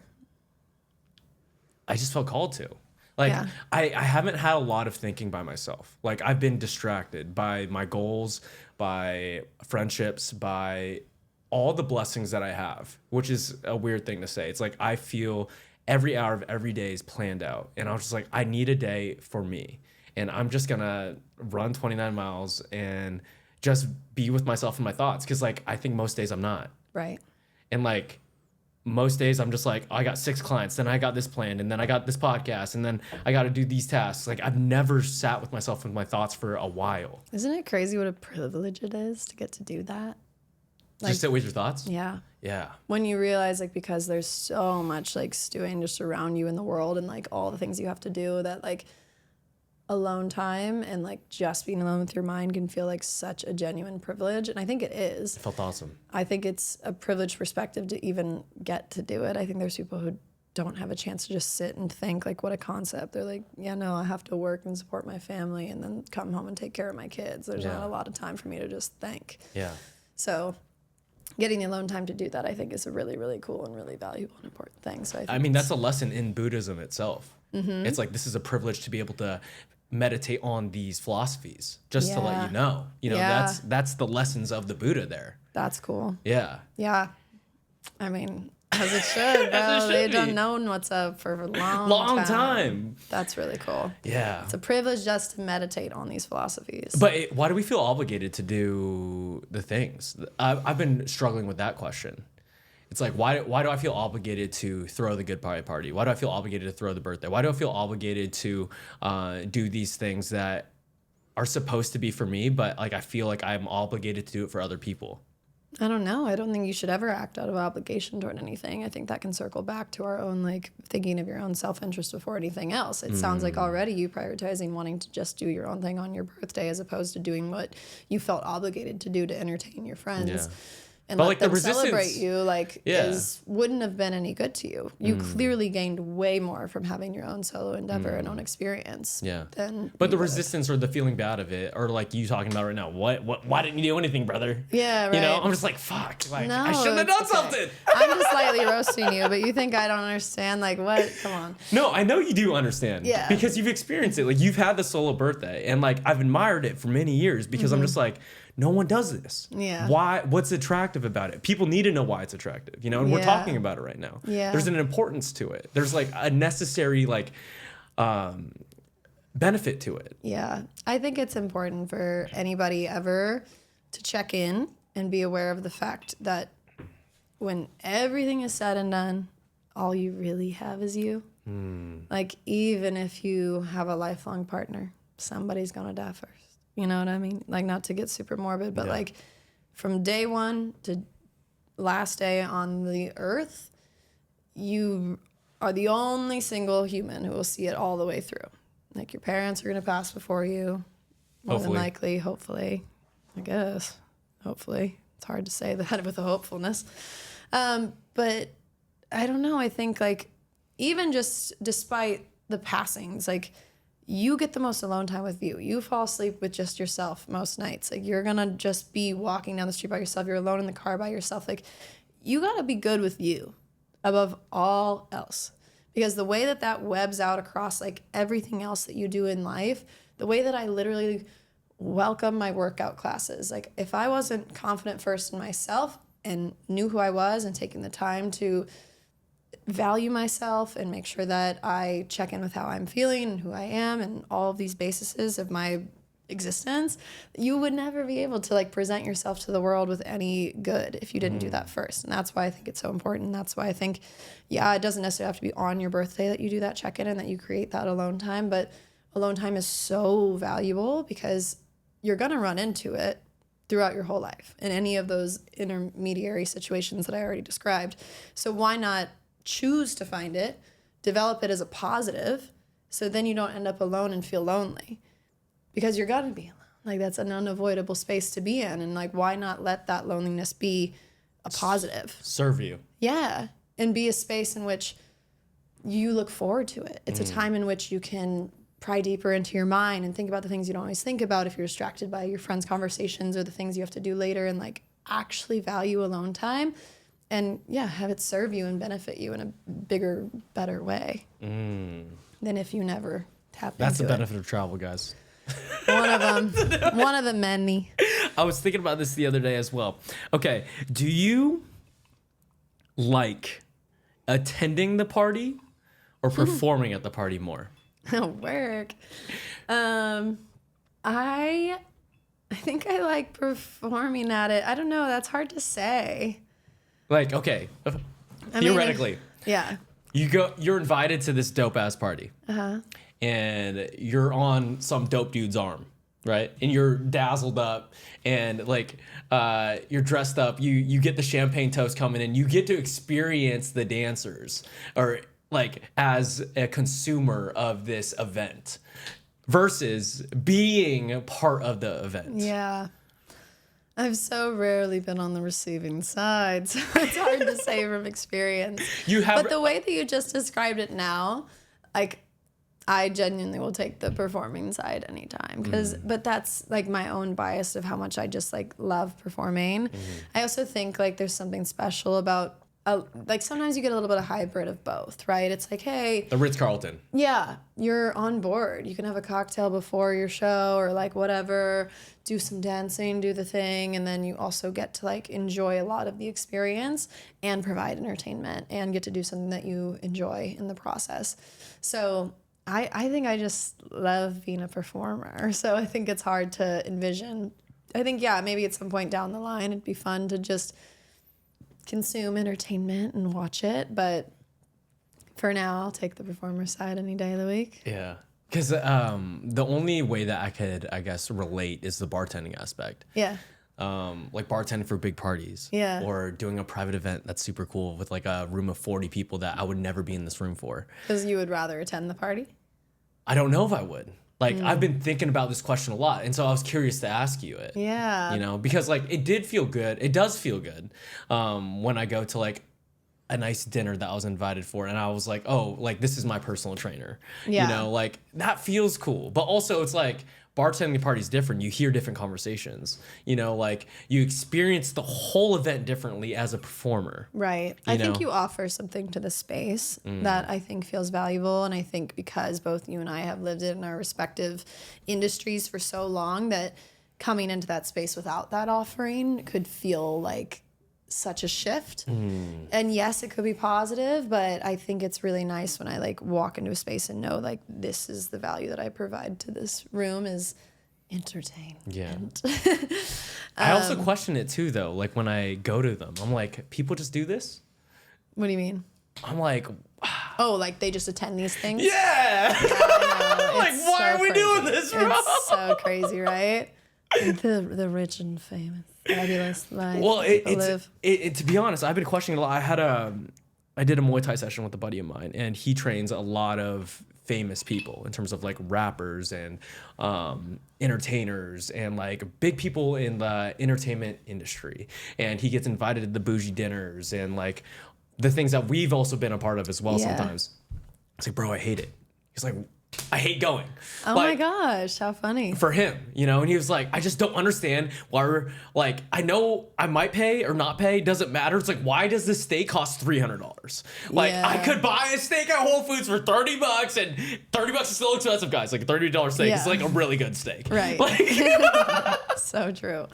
Yeah, I don't know. I think that's like the interesting thing about like having perspective on any situation is that it does create this little like internal feeling toward the space that you're in. And again, like then you talk about even expanding that back out to travel and like things that I've seen in other countries and the way that other people live, where then you kind of like sit in a space where you're like, all this luxury and you're like, why me? Why us? Like this feels so backward when there's people living in the world with so much less. Perspective.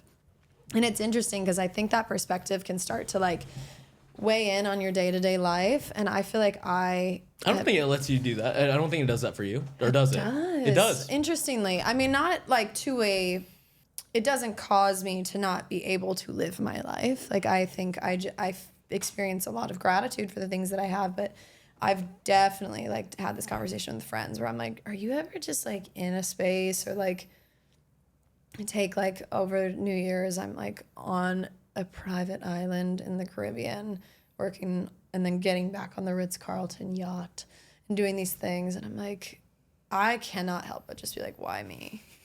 Like, why? Why did I get so lucky? Like, why is this my draw of my hand? And not even like, you can't really back it up to being like. But also you have the other perspective too of like, I've worked for this. You have. Sure. Yeah, you have both. A little, but I even like grander than that. I'm talking about like the little girl in the shed in Indonesia. Yeah. Like that's not a life that she could ever work toward. That's like not even a parallel of existence that could exist for her because of just purely the privilege of where she's born. That the cards didn't that she was exist to dealt. her. The cards that you're dealt. And you know, it's out of my control, and I think I'll always question like why me and not some other probably just equally as beautiful, talented, capable young girl in another country who just was never granted these. If you're dealt pocket aces, play them, right? Absolutely. Yeah. It doesn't help me any to not do it, but it is a looming question that I think I'll never get an answer to, and I think that's okay to not have an answer, but at the same time, it's relative knowledge to feel that when you're like, I don't think I'll ever quite understand why this is the reality I got when there's so many infinite realities that could exist for so many people. But I'm very, very thankful, and I think it's only best that I lean into that reality and make the most of it and cherish it and express my gratitude and do what I can with it, and because I can't change it by any means. It does it serve us to think about it if we can't do anything about it? Yes. It serves you to think about just about anything. Thought, intelligence, all those things are extremely, extremely valuable human qualities that we should never not utilize. I don't think it serves you to weigh on them or lean into the negative. If you're at this dope photo shoot and you're thinking about why am I so lucky, it doesn't serve you there. No, not necessarily. But does it also serve you to be like, I earned this, I'm the best model there is, bro. This is why I'm here, because I rock and everybody else sucks. What do you mean? I feel like some people get a lot of success because of that, though. Delusional confidence is dope sometimes. I'm like, how do you believe that, bro? For sure. I'm like, dog. I wish. Let me get some of that, dude. I need some of that, bro. I need some of that bad. How do you think that way? I need some of that bad. You think you are the shit, and you are the shit because you totally believe it, and you act as if you are that person, and then you become the person. I know. You know what I'm saying? Oh, absolutely. I've watched so many people do things that I 100% know that I'm capable of just because they were more confident about it than I was. They just do the thing. They just do the thing, and they show up full force with confidence, and yeah, it matters a lot. Yeah. It really matters a lot to the world. I used to think, for the longest time, or at least the last 2 years, I heard this quote, and is confidence doesn't come from shouting affirmations in the mirror. It comes from having a stack of undeniable proof that says who you say you are. Mm-hmm. Right? And one, it's either I don't have enough proof, or two, that's not the definition. Because I was like, bodybuilding show is a good example. Yeah. I was like, why do I still think I'm not fit when I'm at 8% body fat? Yeah. I was like, that's not the answer. Right. Yeah. I have the proof now. Right? Yeah. Why do I still feel this way? Interesting. You still feel like after everything that you've stacked that you still are I'm not a fit person. Interesting. But do you feel confident? No, that's a thing. Wow. If I define confident as that definition of having a stack of undeniable proof that says who you say you are, like a fit person. Right. Right? But I still don't feel that way. Fitness aside, I think that you should be confident based on the fact that you've stacked this undeniable proof that you honor your commitments every day. 100%. You're a reliable person because you show up for yourself and you can honor your schedule, and you are stacking these habits and doing these things, and that should generate confidence. But you don't feel like it has. But I think I act as if I do. So people say I'm confident. You're like, dude, you're so confident, bro. How do you do all these things? But in the internal feeling, it's not there. It's not to what I'm doing to how I feel. It's not in alignment. Interesting. And so I was like, is that the definition of confidence? Maybe not, but it's worth trying. Yeah. I wonder if confidence is more based on. Here's actually a genuine question. How much of confidence do you think is external/look based? External/look based. As opposed to your own internal generation of confidence. I think it's the internal generation of it for sure. Because you keep bringing up body fat. So are you strictly more confident when you're leaner? I don't even think I was. That's what I'm saying. I'm not. Because there's so many people in the world now, and in just the world we live in, who place aesthetics and looks over everything. Like, it's insane. Have you heard of Looksmaxing? Yeah, it's a big thing in the podcast world right now. Oh God, that's gross of me to have just know, because I also am a man and I listen to podcasts all the time. Yeah, you listen to Modern Wisdom and a couple other good podcasts. Yeah, whatever, bro. Rich Roll just talked about Rich it. Roll's up. Which podcast? But Rich Roll and who? great question. Oh, I don't know. I don't know, actually. I'm That's usually so bad at remembering their names. Honestly, to be honest, like, the fact that we're talking about this is crazy. There's not a lot of girls who talk about lookmaxing. You're disgusting. I'm a dude. You're a dude. I'm literally a dude. It's She so bad. posted on her Instagram today chicken and coconut water, and she's like, "Why am I Bought a bro?" rotisserie chicken from Whole Foods as my dinner. So yes, I'm fully a man at this point. You know what? It's fine. It's fine. Think like a man. Well, what's your Anyway. point about lookmaxing? Confidence. Well, yes. Just in general, their concept that I gathered from this Looksmaxing conversation is the fact that without good looks, more or less, you are invaluable to the world. At least this is what's generated in these people's minds who think that this is true. There's these online forums where they go and they literally rate each other and they tell each other, like, you should probably do steroids or get on more crystal meth to eat less, or do like insane things. Hit your cheekbones with a hammer to make yourself more attractive. This is a real thing. This is all real things, which is crazy So to many me. people are making so much money from it right now. Well, so obviously the dialogue I was listening to was very male dominated. But oh my gosh, like the female side of that is been living in that world, like with filler, Botox, injections, like all these things. Are you kidding? Boob jobs, Brazilian butt lifts, like we got it all, bro. We done had it all. We did this already. We've been we're Looksmaxing, here, babe. And I'll tell you what, for sure, women have been living in the Looksmaxing space for so much longer. Oh, huge surprise. Women were before men to do something crazy. This is a viral clip right now. Just letting you know. Whoa, look at that. Okay, anyways.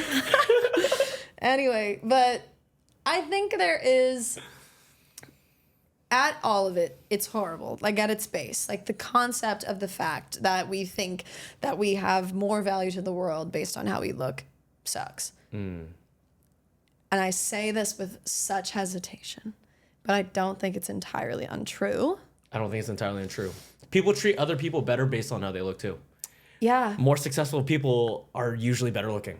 Or like even just like height, or better looking, or like that's the crazy thing. I was reading about this like Looksmaxing thing. People are super obsessed with it, which I would argue probably more people are obsessed with it than might even admit.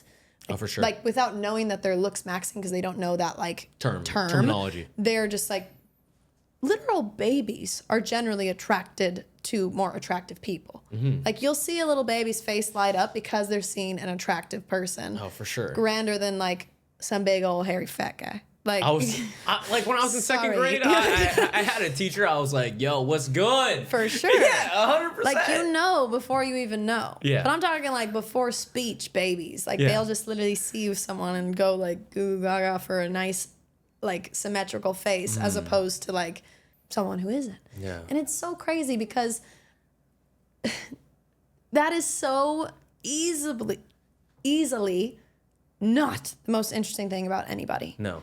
It doesn't make you any more intelligent. It doesn't make you any more, like I said, interesting. It doesn't provide anything other than a nice visual like stimulation upon conversation. To the other side of that though, Humans of New York. Right? It's like you take a photo of someone who is homeless and it's a beautiful photo. Yeah. They're smiling and they have a story to it, right? Yeah. It's like, that's beautiful too. Like Right. why am I paying attention to this? Yeah. Clearly this photo of this homeless person is attractive to me right now. I'm spending my time and energy reading their story, paying attention to this photo, you know? So that's the other side of it too. So yes, looks do matter and do all these things, but so do other does characters. art. So does art. Yeah, like that's the thing that people feel through those photos is like you're capturing something that isn't replicated, and that's like what human beauty really is at its core. It's not like you look at people, and especially nowadays, like everybody has the same plastic surgeon. It's like genuinely like you look at faces and you're like, give me what she's got, and you're like replicating those things, getting the same nose job that's inspired by some Kardashian, or getting your lips done like so and so, and it's like it's so jarring because why would you want to take away your uniqueness? But then on the flip of that, when you hear about people who are more successful or are booking more jobs, and again, especially as myself as an on-camera person, of course that's something that you seek out. Like, you get put on hold for a print campaign and you see how much it pays to book that modeling job, and then you get released and you're like, damn, like maybe if I was more attractive in some way or another, that would have happened. Never that that's like the actual outcome. Who knows? They could have gone with a brunette over a blonde, but those realities exist in every factor. Getting hired for a bartending job is look-based. It is. Like, getting hired for anything that's, like, public-facing. At least in LA. Yeah. No, like... Oh, okay. I do think that internal... Like, whether people know that that's a reason, I think that internal bias exists within anybody. You know, I got hired as a bartender. I know. With zero experience. You told me this. And I walked in this interview, and I just sat down across from this man, and he was like, how do you make a margarita? And I was like, tequila... maybe margarita mix. Like, made a bit about it. And then he was just like, well, you got a nice smile. I'm going to give you a job. It's like, yay. Like, that's crazy. I could have been up against a man with a decade of bartending experience for that exact same position. Yeah. That's wrong. Like, in theory, that's not the right choice. Okay. But the answer to that is actually maybe not. Because if you're the person, if you're the face, if you're the smile that's bringing in people to this restaurant, which makes them more money, like, it might be better than the dude who knows how to make a margarita, but you could make a mean tequila soda with a lime and they're just as happy. I know. And that's the crazy thing, is that it's like, if you can't beat them, join them at the end of the day, where it starts to feel like, and honestly, that's also another birthplace of burlesque, to like round that back around. It was kind of like drawn in by this idea of like, utilize what I've got. Kind of thing. Play the cards. Play the cards I'm dealt. But also the confidence thing. So I've seen you perform burlesque 3 times, I think. And it's perceived as confident, right? And so I guess like when you do the act of like the dance and stuff, do you feel that way? Confident? If it goes well. If it goes well. No, when I step on stage, like I have to literally like step out there like feeling confident. Obviously, like if you have a wardrobe malfunction or something goes wrong, like that's not going to make you like leave stage feeling the most confident.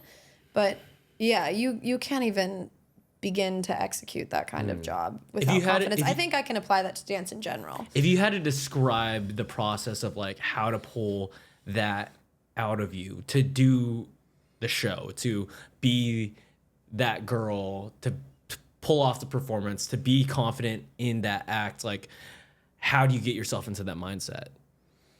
Is there like a pre-show, like I don't know, some shot of tequila. Some comedians do a shot. Shimmy in the mirror. Or that. I'm the best. And then you go on stage. That's the ritual. It works every time. Does it really? Is that the ritual or no? No. Oh, okay. It's hilarious though, I wish.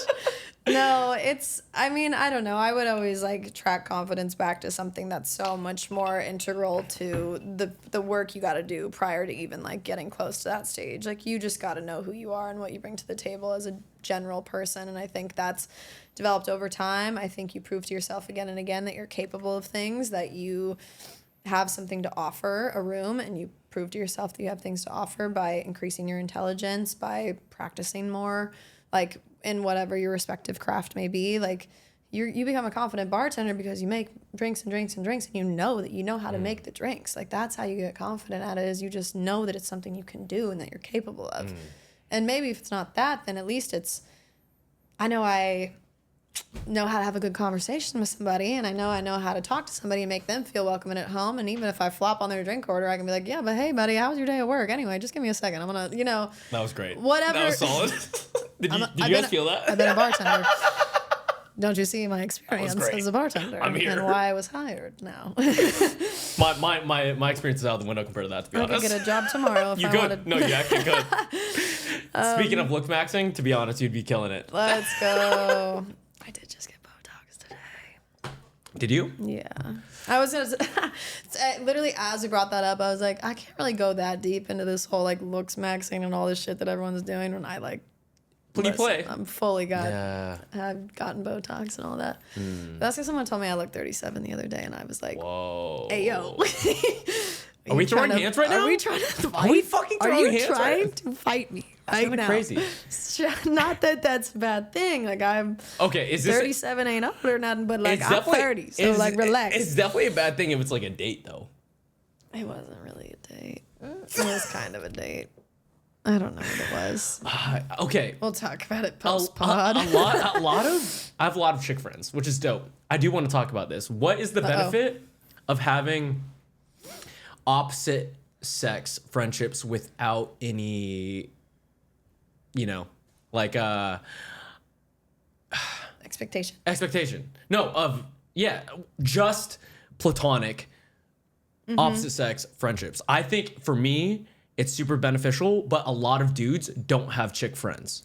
Yeah, it's a hard, thing to maintain. Yeah. That's very clear. I would say it's harder. I would say it's harder for a girl than harder for a guy. You think? I think it can be. I think it depends. I think it's super relative. I think my answer to that, though, would be that I think it's important, period, in life to have friends who don't think or look like you or are the same gender as you or same age as you. I think it's important to have friends who have differing opinions than who you are. I think easily as can be, opposite gender probably thinks differently than I do. Mm-hmm. So I think that's always great. Mind you, I feel like I have more in common with men, to circle back on that, but not necessarily in common, but you know what I mean. So I think it's just valuable. Like, I have friends, I feel like, of different ages, from different places, from who are men, who are what have you, different political parties. Like, I think it's really good to have conversations with people who aren't always in alignment with how you think and how you feel. And I think my guy friends can oftentimes provide that just by being a dude. Likewise, in terms of female friends. It's like you see the world from their perspective. Right. Or you're like, also, if I'm going to go on a date with a chick and I think she's crazy, I'm going to go over and be like, yo, is this crazy? Yeah. No, it's not crazy. I'm like, it's okay. Not crazy. It's totally normal. Totally normal. Back the fuck off, In fact, you're bro. crazy for calling her crazy. Real thing. Come for you. Real thing. But I guess you're the anomaly in the sense of most of my chick friends who I have don't have many chick friends. Oh. You have a lot of chick friends and a lot of dude friends, and I haven't met many of the Quarterniks like that, or of the Tinas like that, I'm gonna be honest, or the humans like that. It can be like hard to navigate, and I was like the biggest anti. Like, I was like such an advocate for, I love my guy friends. My guy friends are my guy friends. There's nothing else there at all. We are just friends. And then I will say, like, I had someone I was dating at the time who was like super questioning of all my male friendships, which that ain't healthy already, but like boot that out the door. But kind of made me question that reality of if there is such thing as genuine platonic male-female relationship, if you're both straight and you're both single. And I think it's still a theory I'm percolating on, to be honest. Okay. But what's the theorized conclusion? No conclusion yet. Okay, I thought there was going to be a conclusion. We are still in study of that. Wow. As it turns out. No. I mean, I think that you have to have, like with any friends, there must be like value in the organic friendship. Okay. Bar one. Like, for sure, there has to be something that like I value and care about that person Girls, as a friend. for you as well, guys for me as well too. Like, yeah. Yes. Any friendship that I have in my life in general. Like, there's clearly a reason for it, and that shouldn't just be about like looks and attractiveness. Like, if I come to be a friend with somebody, that is like probably because of their brain, their personality, their humor, all the things that I implement in any friendships that I have. That you value. That I value. Yeah, absolutely. So I think that expands to any of my other relationships. However, I think where it gets dicey is that because those are such cool and amazing things, is that if a friend of yours who's a male, who has all those incredible qualities, is then you start to just kind of be like, well, you got all these like really awesome things that I love and you're my friend, which is tight, but like... eyebrow, and you're just not really sure. But I don't know, I think there's so much grander value in friendship, and I think there's like obviously like in there isn't like friendship post relationship. That's like a hard reality I've had to swallow. Ooh. Like, I just don't think it's healthy. Like, at least not, like, you can be okay. But, like, people who joke about, like... That's a hard statement. I've broken up with exes who will be like, you'll still be at my wedding someday. And I'm like, that would be insane. But at the time, I was like, I would love for that to be true because I love this person. And yeah, we didn't work out. I've seen that happen. We were friends before. We've dated. We could be friends after, for sure. I don't think it's entirely true unless you're like a co-parent. I think that creates a different kind of like connection. But otherwise, I think it's hard. So I think that's where I'll like pump the brakes, is even if you start to raise your eyebrow at that, you're like, I would lose this person. Like that at that point with a friend means either forever or this fails and then I don't have this person in my life anymore. And that's such a like dicey way to roll the dice dicey way to roll the dice. I think that's most cases. Yeah. The only exception that I've seen personally is my aunt and my uncle got married, and she had her ex-boyfriend and his current wife and kids come to their wedding. So basically what you said was a reality for someone. And they hang out all the time and they do the thing and the XYZ.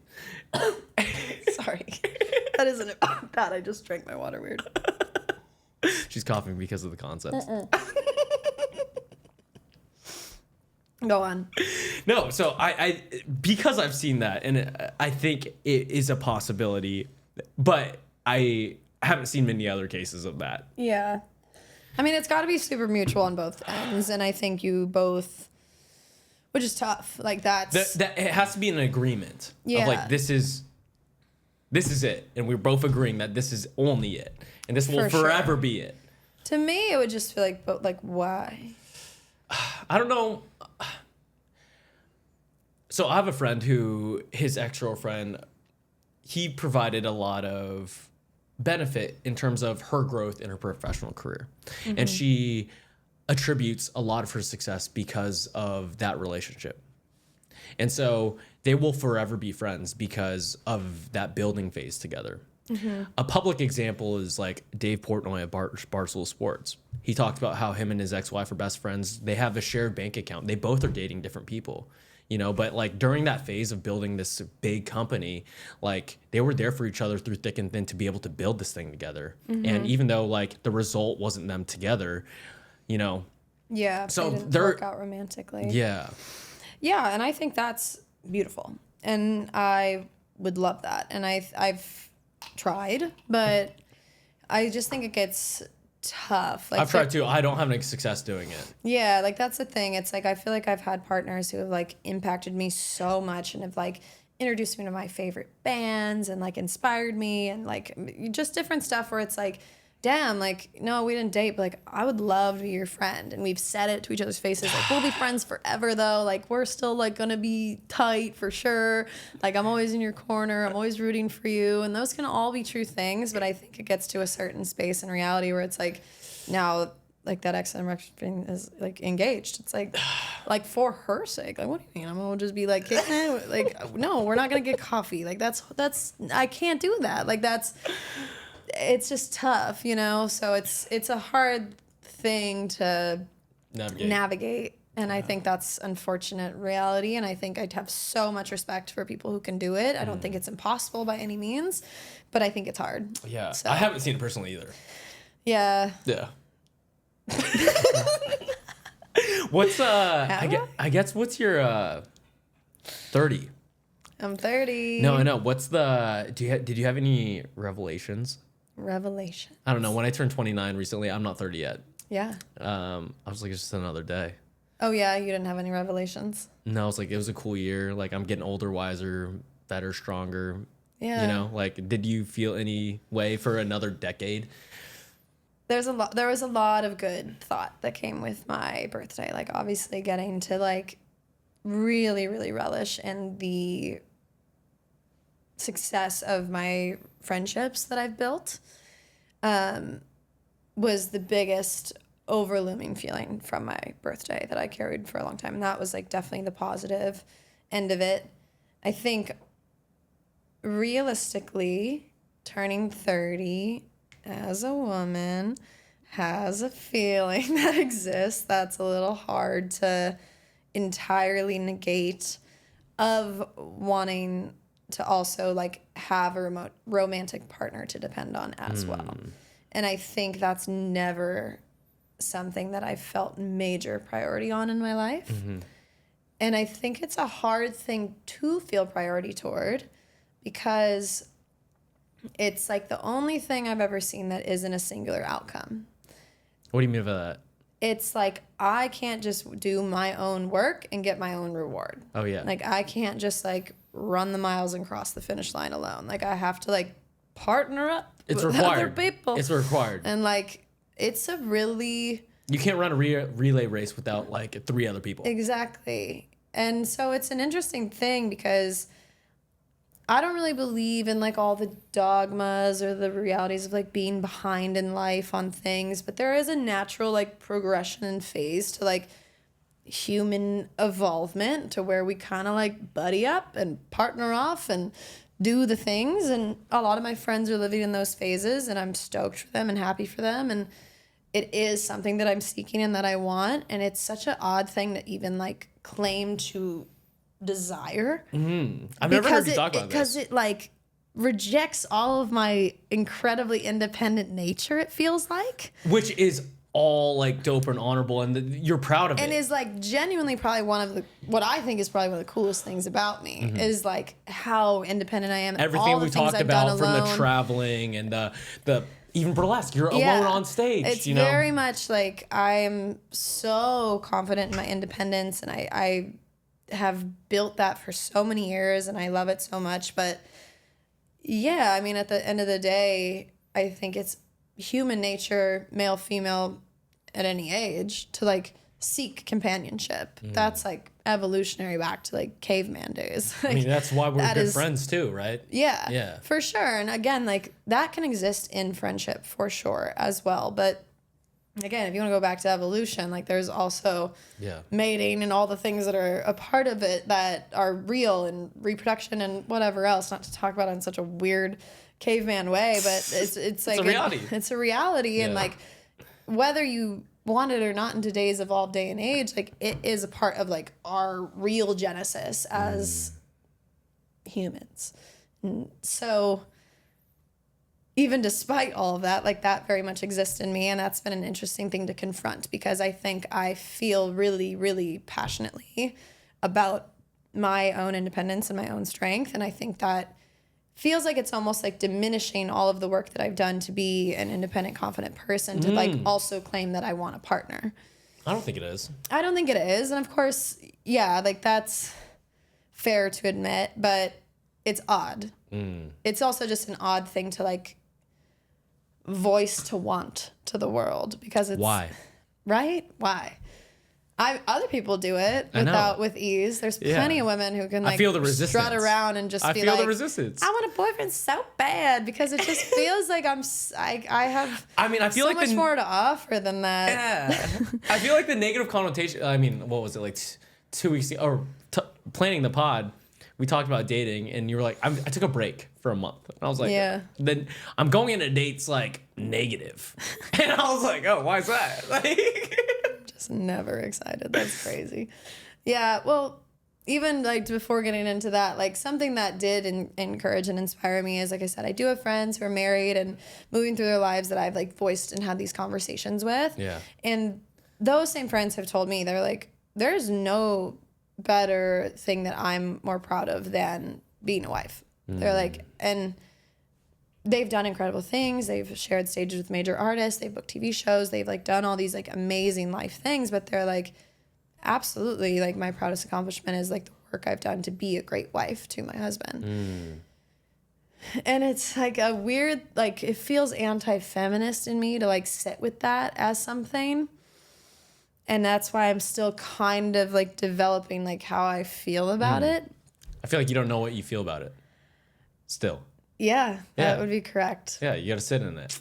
Yeah, sorry, podcast listeners. I don't have an answer to this one. I don't know. We're going back to the decades. But I think that partnership is super valuable. And I think that I have a lot of it in my life outside of romantic partnership. And it is definitely something that is inspiring to want. Like all of what I've done by myself, I think is so incredible and amazing and will generate lifetime of memories for me. But as I get older, that's why like for my 30th, the theme was like, let me celebrate my relationships that I've built. And moving into my 30s, like I think I care more about sharing memories with people. I'll never not have alone time. I'll never not like also embrace what I did in my 20s. But in that turnover of the century, I'm like, okay, thematically speaking, like I care a lot the older I get about the people I'm with and the memories that I get to share with people. And when you're by yourself, like the sad reality is like I journal when I travel, but like I want to hear about the journal notebook. I want to know it. I want to know your process. I journal every day, and I'm so thankful I do because every day. No. Just when I travel. Okay. I wish that would be really cool, but no, I journal every day when I'm travel because especially solo, it's like I'm gonna be 70 and have nobody to remind me of that time when I was motorbikeking in Thailand and I came across a wild elephant and saw it and like took it in, or then I crashed my motorbike and broke off a mirror and I was completely by myself. And memories are fleeting, like for sure. I don't have a great memory, but I especially don't expect to 50 years from now. And those little minute details, it's like if I had somebody else to bounce it off and be like, do you remember this, that, the other thing? My high school friends will do that to me where they're like, oh, do you remember like this crazy night? I'm like, no, I fully don't remember what you're talking about at all. Wow. But thank God I have you to remind me of it because how fun. Now that you're talking about it, it's jogging my memory and it can like bring it back to me. And I think that's the only thing is like, having lived so many cool things by myself, I do have the awareness of the fact that like it was just me and me. And like even the friends that I met on my travels were very like vapid, limited relationships that existed in that moment. No idea where they're at now. And that's the beauty of them, I think, in a lot of ways, like to just have like one-off unique connection and then part ways and never see that person again. But yeah, I'll never get to like look back on my like 27th birthday in Nicaragua and be like, remember that time? That's the beauty of journaling. Yeah. I just went through all my journals yesterday, 2 days ago. So I'm putting journals in a bag or a box. I started journaling in 2018. So I was going through 2019 of me as a senior at UCLA and like just the issues or problems that I'm talking about. I'm like, yo, what? This is crazy, bro. This is a different life. I don't remember this. But then obviously it jogs my memory by reading it. And it's a beautiful thing. And it's probably similar to what you read if you ever go back to your traveling. Yeah. What's the traveling journal process? Like, do you have a structure to it? I know you do photos in it sometimes, but like, what is it? I mean, it's interesting because it's definitely not like creative writing by any means. It's very much like documentation. Yeah, very much documentation. Like, hey, it's January 15th, 2022, and I'm in Guatemala. I'm about to hike up this mountain for all these hours, and this is what I've been thinking about. But for the most part, I don't really like delve that deeply into, like, I'm just retracing my steps pretty much. Like, that's usually the documentation is just like walking through day by day what I did. I sat on a bus for 16 hours. I slept overnight. It was really uncomfortable. The bus broke down. This happened. Like, all funny stuff, but I'm never usually like in there being like, and I'm exploring the idea of how this is making me feel. Like, I don't do a ton of that. But that's okay, because I honestly, my hand hurts. And I'm like, I just want to like know what my hand hurts is crazy. It's real. But I'm like, I just want to know what I did every day. And sometimes I'll get inspired and like really dive in. But there's sometimes on my travels where like on that like 16th day of journaling, I'm like, this is a chore. I don't want to do it. But future me is going to be so glad I did. So I'm doing it. I make myself sit my ass down and do the writing. This isn't the journaling ad. Yeah. No, it's not. I would sell 0 journals. Incoming my Christina journal, solo travel journal. Like, it sucks. How often do you go back and read them? I have not ever yet. Ever? Isn't that crazy? Not once. When you were bringing up reading yours, I was like, I've never read mine. I was definitely cringe when I read some of them, for sure. Well, when I had like a big thick one that I finished probably a few years back, and I was getting into the last pages of that. Like every once in a while I would just like turn back and be like, oh wow, like 4 years ago when this was happening. But now I finished that really big one, and I've like moved to smaller ones that are just make more sense for like backpacks that aren't as massive and chunky. And yeah, so now I just have like I don't know if you can relate. I have resistance to looking back at them. Yeah, I do too. Why? I think something that I've resisted and not enjoyed looking back at in journaling is repeated patterns. That's never like a funny thing to confront, is when you're like, oof, 2021. That happened again? I was going through that same thing. No way! With a different man or in a different place. That's wild. I was feeling that same way by myself. I was feeling that same, like just things that you're like, it's a little hard because it doesn't make you, it's not nice to feel like you haven't progressed because you know you have. You know you have. But there's just in that moment where you see yourself in a space that feels similar and you're like. I think it's super hard to change like deep down characteristic traits. Like, yeah. And I guess for me too, it's like actively doing them every day. Like, for example, a good one is I was not very impatient. I was very impatient growing up. And my mom told me that, right? And she was like, oh, you're just impatient. You're doing all these things. And so like I'll go home sometimes and like, you're just impatient. And I was like, don't speak that over me, please. Because I've been spending like 5 years being a patient person. Like I am patient. I am working on it. I've been working on it, you know? And so like to change that habit, especially the people who know you for a long time, they identify you as this characteristic. Oh, she's always late. Or like, right. And if you're known for these certain things, it's also hard to change it in the eyes of other people around you, let alone yourself, right? And so like, I think, in my opinion, for things like that or the bad patterns, I was like, please don't speak that over me. Yeah. You know, and saying that and be like acknowledging, I was like, yes, this used to be who I am, but like I'm doing my very best to not identify or be that late person or that person of tardiness, you know?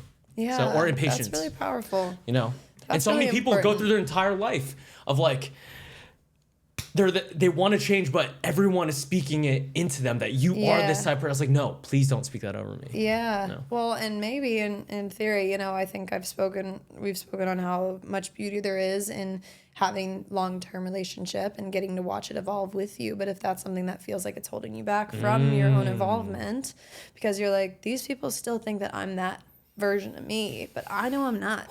So why don't I just like be around people who know me as the me I am now? Wow. And that can be hard. I mean, that's why like you don't keep every single friend from every chapter of your life. Like it's the ones who can like watch and appreciate your evolvement that get to come along. Because if you're gonna hold me back and like speak those things over me, obviously your mama's gonna be part of your life forever. So that can a great example, but. You know, it's like, then no. Like, I want people around me who can, like, see that I'm capable of change and see that I'm, like, working to make myself better in those spaces and aren't going to harp on me for just, oh, you're just always late. It's like, no. But I like the idea of not being late. So can you give me a chance? Give me a chance, Give me a chance to be on time, you know? Yeah. But, yeah, that's valuable and important. In terms of like the curation of friendships, like going back to your 30th birthday or like our friend group and like the people that we're so blessed to have in our lives, like back to what you said of like not a lot of, some people don't experience any friendship or a small amount of friends. And I guess for your success in friendship, in terms of you celebrating it like this year, I guess what do you attribute that to? I think like you attract what you are is a very big primary mover of relationship.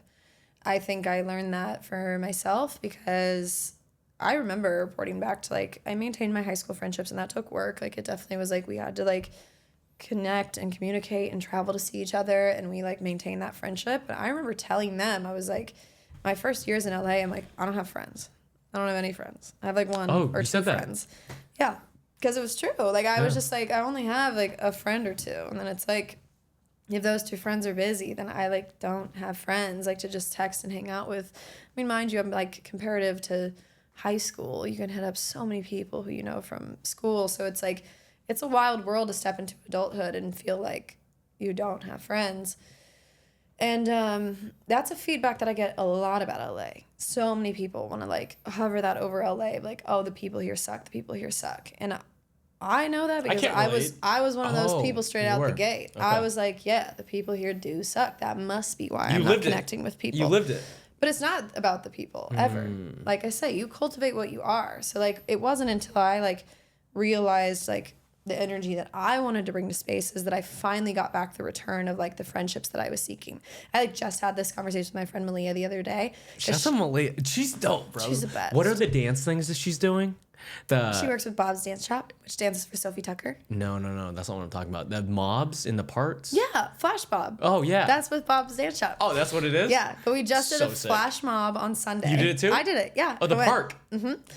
And no, it was on the Santa Monica Pier. Okay. But it'll be out soon. But like, what an incredible like celebration of movement and dance and joy. Like to just, you need to come to the next one. Like you would have Please. a great time.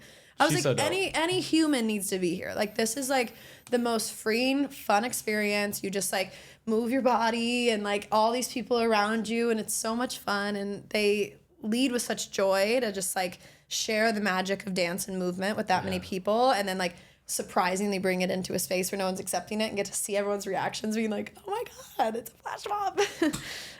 The joy and the energy that it's brought even to like a screen, like it's so attractive. Yeah, I know. It's really, really cool. It's such a special experience.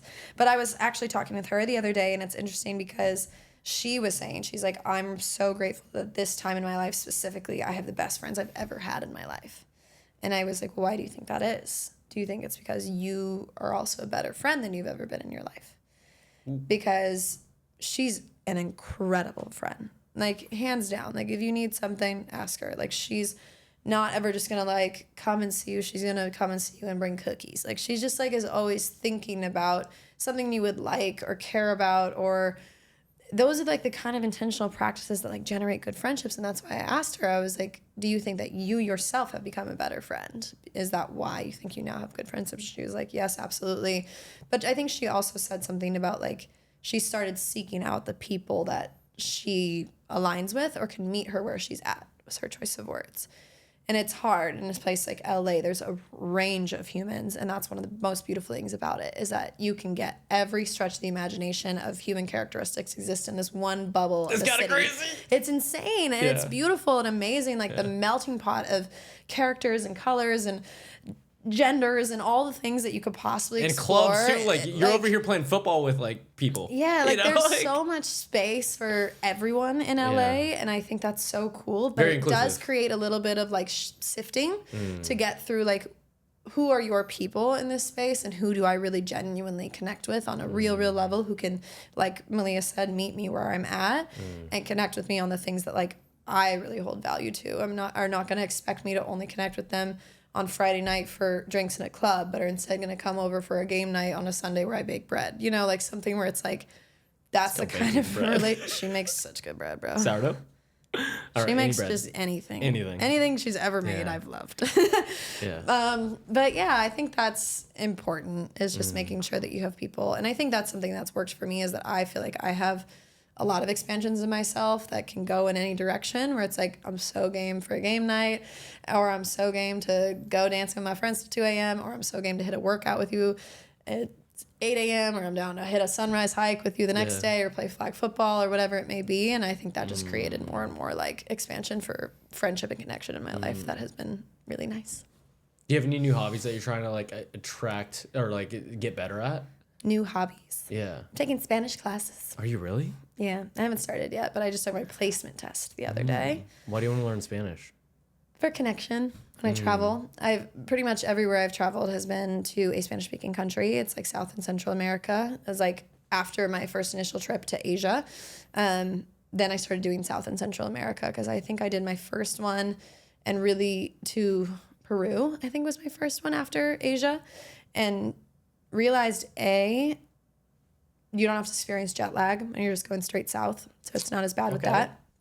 B, the transfer of money is like really Solid. cool, so you get a lot more bang for your buck traveling to those spaces. And if I had like any decent experience in a language, it was Spanish. I cannot, like, I could pull up Vietnamese and like type it in on my phone on Google Translate and literally just be like, what?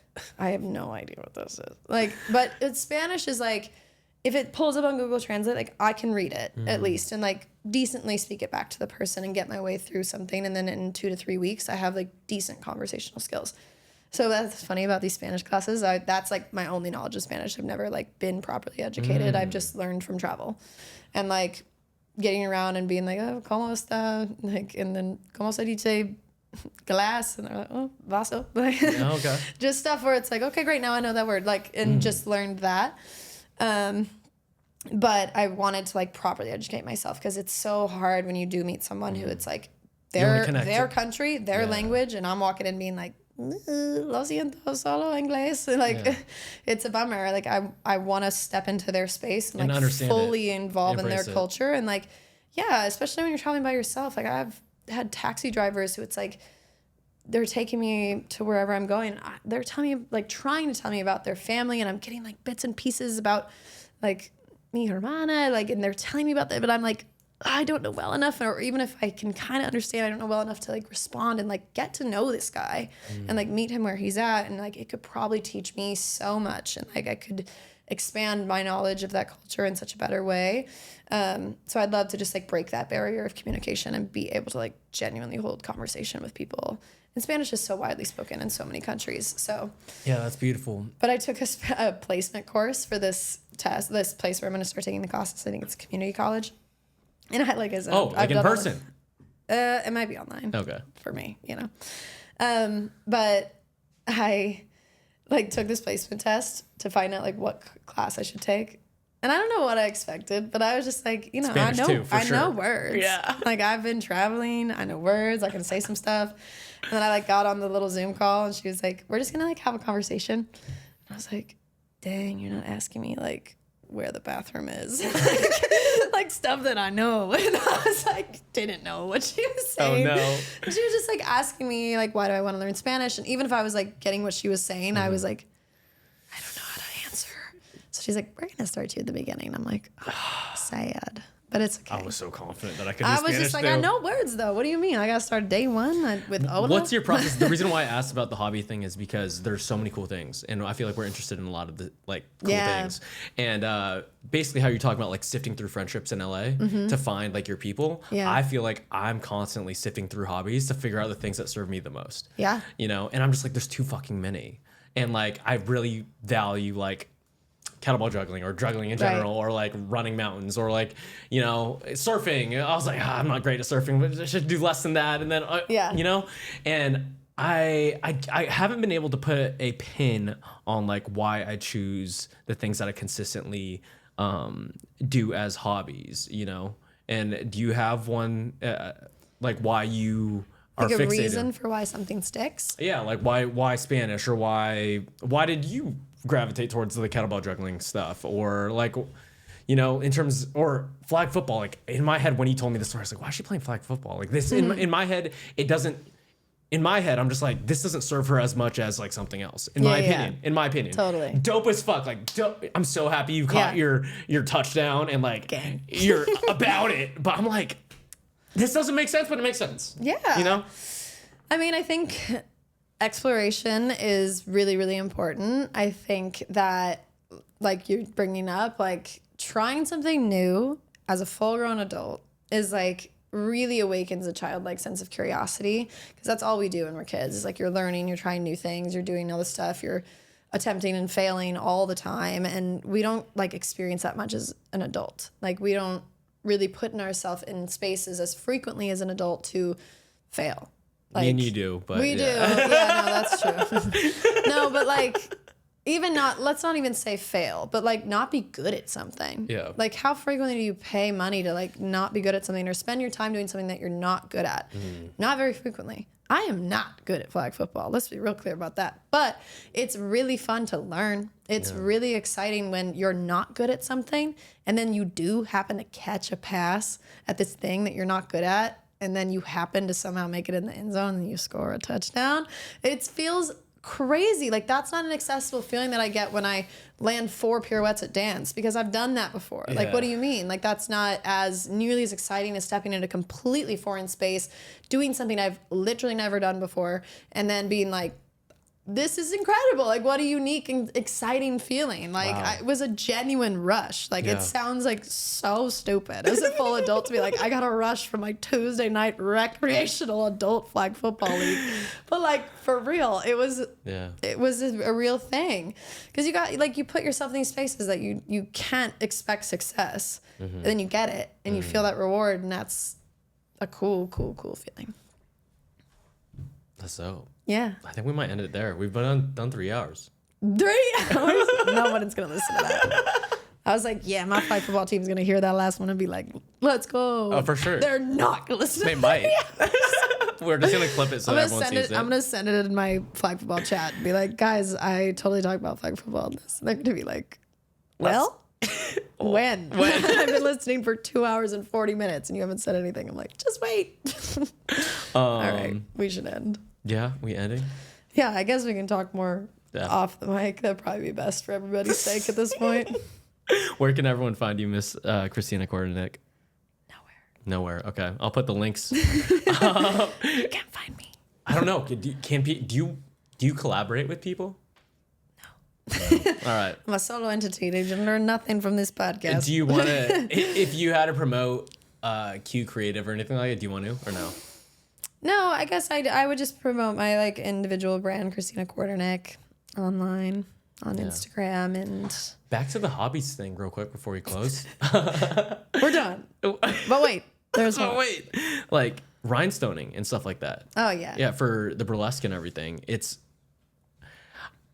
like my friend's obsessed with plants. Yeah. I'm just like, fuck, that sounds dope. Yeah. Like the point back to the hobbies thing is just like, I only think you could get good at so many things, like really truly world class at, and like make a living off or not, or just like become an expert at. Like it doesn't matter if like you can make, like I saw Wiz Khalifa doing yoga and planting a cactus. Cool. Like that sounds so sick. Good for Wiz. Good for Wiz. But like there's only so many things you could become really good at in this lifetime. Like really, really, really good at. And that's why I was trying to figure out like, okay, what makes humans attractive to pickleball? Or like, why do you think there's only so many things you can be good at in this lifetime? I just think that we have a limited amount of time. How many hours do you think it takes you to be really good at something? I think statistically by studies and stuff, I think it's 30 to 40 hours of focused effort. And how many hours do we have in a life? A lot, but like a lot of us aren't in, people will spend a whole lifetime and not spend 20 hours of focused effort on a thing. Well, that's the problem. If you can differentiate your focus into multiple avenues, and I feel like you can definitely utilize those hours and get as many hobbies as you want. Mic drop. That's Mic it, drop. guys. That's Christina what I Quarternik, think I love about you, my that. friend. Don't limit yourself on your hobbies, peeps. I love you, Nate. This Peace is so out. fun. Oh, yeah. All right, guys. Podcast in Vegas after this. Oh my gosh, I'm your last LA podcast. In this studio, I think. Oh my gosh. I'm doing one So tomorrow special. at a dope gym. But all right, guys. Peace. Bye. Bye.